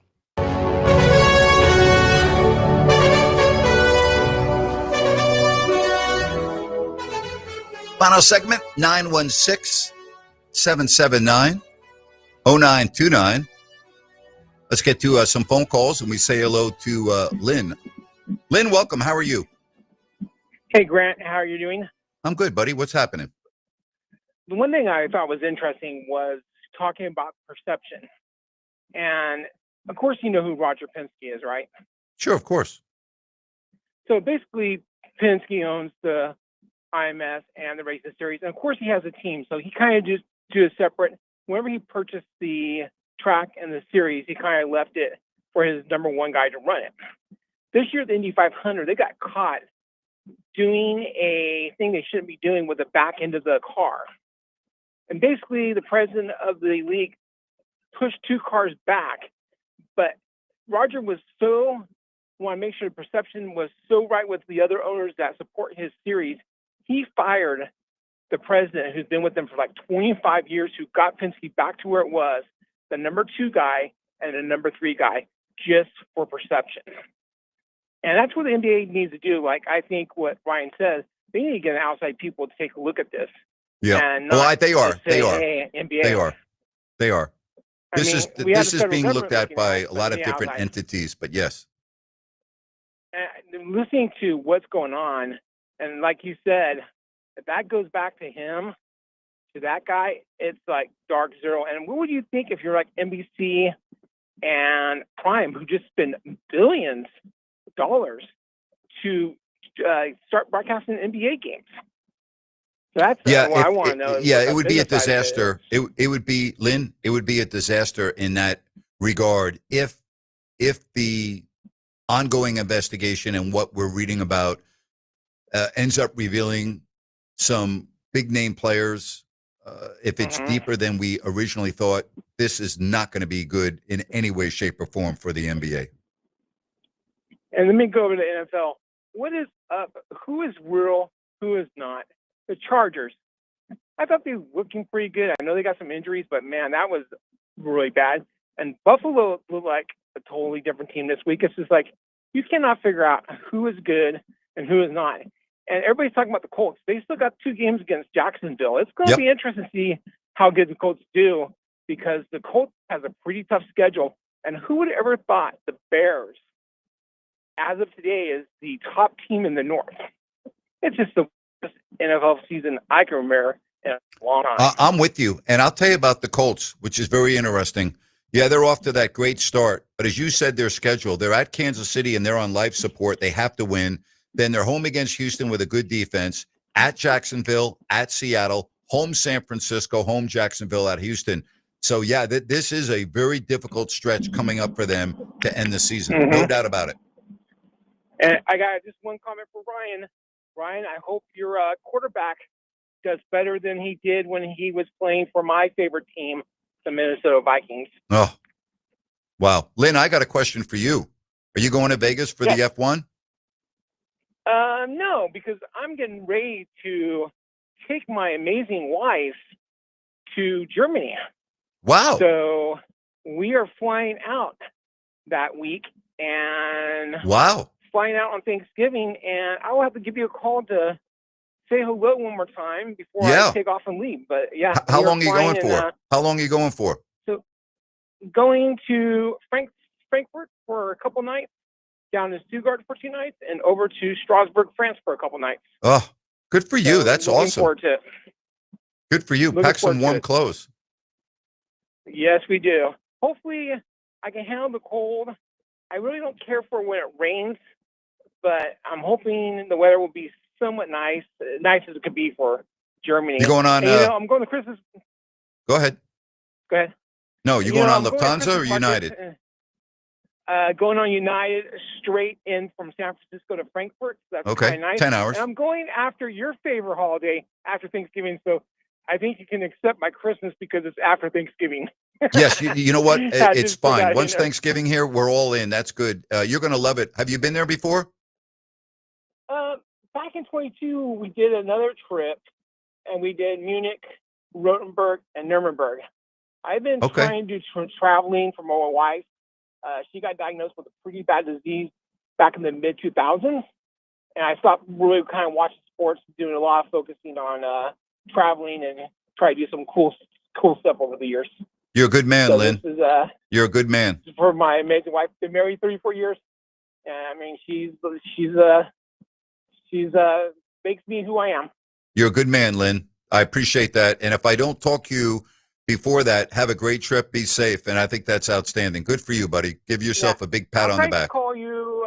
Try to call you after the F1 race. Okay. I'll try to do Sounds that good, before bud. we go. Take care. All right, see you guys. All right. Good stuff right there. Love that. Let's get to some more phone calls. We say hello to Dorian. Dorian, welcome to the show. Welcome. What's up, Grant? What's up, Rhino? Pretty big weekend for my Hornets. I want to talk Kings basketball, but big win for the Hornets. Basically won it in the last 20 seconds of the game. So yeah, they got a big game against UC Davis, possibly the last Causeway Classic for a while. Hornets. Yeah, you know what? I'm glad you brought that up. I'm going to try to get Joe Davidson on the air this week from the Sacramento Bee to talk about that. It would be a shame if this is discontinued. I know, for sure. I mean, Davis, Sac State, not a really big rivalry. I mean, there's really not a lot of talk about it, throughout the years, but it's still cool, 2 schools that are, within 15 miles of each other. It's always pretty cool, but I mean, it could be the last one for a little while. So, but again, big game, Hornets 7-4, Davis 7-3. So possibly the winner of this game, punches their ticket to the playoffs possibly. So we'll see. Are you going to the game? Grant, do you think? I'm not. I was at the game this past weekend, and it was heck of fun, man. So it was really cool. For football alumni, we get some sideline passes sometimes. So we got to hang out on the sideline, hang out with the players and stuff. So it was cool to watch that game-winning drive by Cardell Williams. So always great to go back on campus and hang out with the football guys. But Grant, do you think Coach Christie will be the coach of the Kings by the end of the season? No, I do not. Do you think that's the right move to make right now? I don't think it matters, to be honest with you. But I think that if the team continues to lose and continues to be non-competitive in more games that they play than not play, then you don't really have a choice. You have to. Do you think that, I mean, because if I'm Scott Perry and obviously like it sounds like this wasn't Scott Perry's hire. It sounds like it was Vivek's. 100% was not Scott Perry's hire. But if you, I know Vivek is kind of like the laughing stock when it comes to owners. Like, do you think that if the Kings do fire Doug Christie before the season's over, do you think that's a little bit like a little bit too premature in the sense of like, Vivek, man, you hired him obviously, so you're not even giving him a full season or even a season just to kind of wait these things out before you possibly start unloading your players? Well, how much time did they give a veteran coach who had just won the unanimous Coach of the Year before they fired him? Like, my point is, like, if you know it's not the right person or you feel it's not the right person, you make a change. And even though Doug inherited, in my opinion, a roster that's not really capable of winning right now, his coaching has left me personally scratching my head. His rotations have left me scratching my head. His post-game comments have left me scratching my head. And at some point, you have to ask yourself, is he really the guy that can make you into a winning franchise? And quite frankly, I think the answer to that question is no, but that's just my opinion. You might disagree with me. For sure. And I think we're in agreement on this. I think Doug would make a really, really great high school basketball coach, like top high school Agreed. basketball coach. 100%. Like, He'd be great. Great program. Or even like a mid-tier college basketball coach. I agree. Because of how he is with young players. I agree. But the reason why I asked this, Grant, is because I'm looking at someone like Will Hardy, who is the coach of the Utah Jazz, right? Just by doing some, and obviously I'm not comparing the Jazz and the Kings, two different organizations, two different ownership groups. But, I mean, Will Hardy's, 85 and 161, looks like it on Google. Like, what is Will Hardy still doing as a coach for the Utah Jazz? I mean, he's signed up till 2031. I'll tell you exactly what he's doing. I've watched the Jazz play. I'll tell you exactly what he's doing. He's got the guys playing as a team. He has them playing spirited basketball. He has them playing for one another. They don't look at the box sheet after the game. They are playing like a team, and the city is embracing them. And they're moving in the right direction, even though they have a centerpiece on Larry Marketing, who most feel is going to end up playing somewhere else sooner rather than later. But they're doing everything in a way of they've galvanized the community around them, and they're providing the fan base. They're going out and telling you what they're going to do and how they're going to play, and then they do it. And so there's a buy-in. Totally. There's a buy-in there. There's no buy-in in Sacramento. And I think that's where Sacramento is messing up, right? Because if you come out and say, hey, like, we're doing a rebuild, I think fans would be a little bit more appreciative of that. Like, as far as, like, because I know we're coming up to the end here, Grant, but it's just like the Kings they still have, like, this, like, window, right, where they think they could be competitive. Well, they have these named players, but they're not winning, right? But they also haven't said that they're doing a full rebuild. So I think they haven't said anything about that. Frustrated. Yeah. Dorian, always good hearing from you. I got to run. I'm up against it, and I got to do a read here. Of course. No problem, Grant. Thank you. Thank you, Dorian. Have a good evening. I appreciate you. Before I do adjourn, I do want to talk to you about Village Financial Group. And we talk about, like, experience, talk about longevity, family-owned business. Spencer Grimmenstein with Village Financial Group, broker, owner, personal relationship.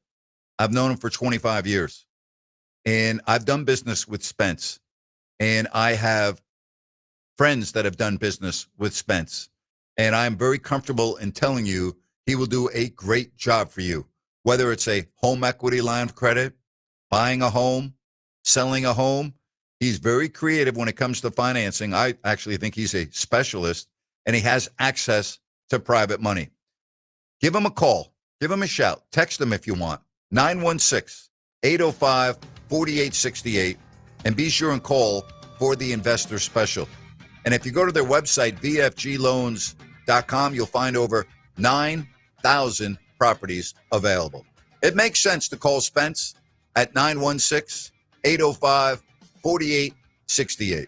Village Financial Group, looking out for your best interest. Tomorrow, Sean Salisbury, and maybe another guest or two. I'm waiting to hear back, but we're going to be rolling on at 3 o'clock. Can't wait. Appreciate your support. Always enjoy having you on along for the ride.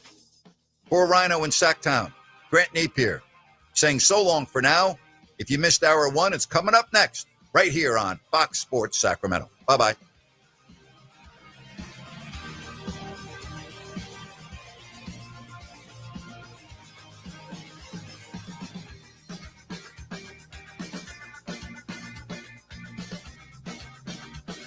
Hi, it's Margot from Bennett's Restaurants. Who says Mondays have to be boring? At Bennett's, Mondays are made for wine and dine.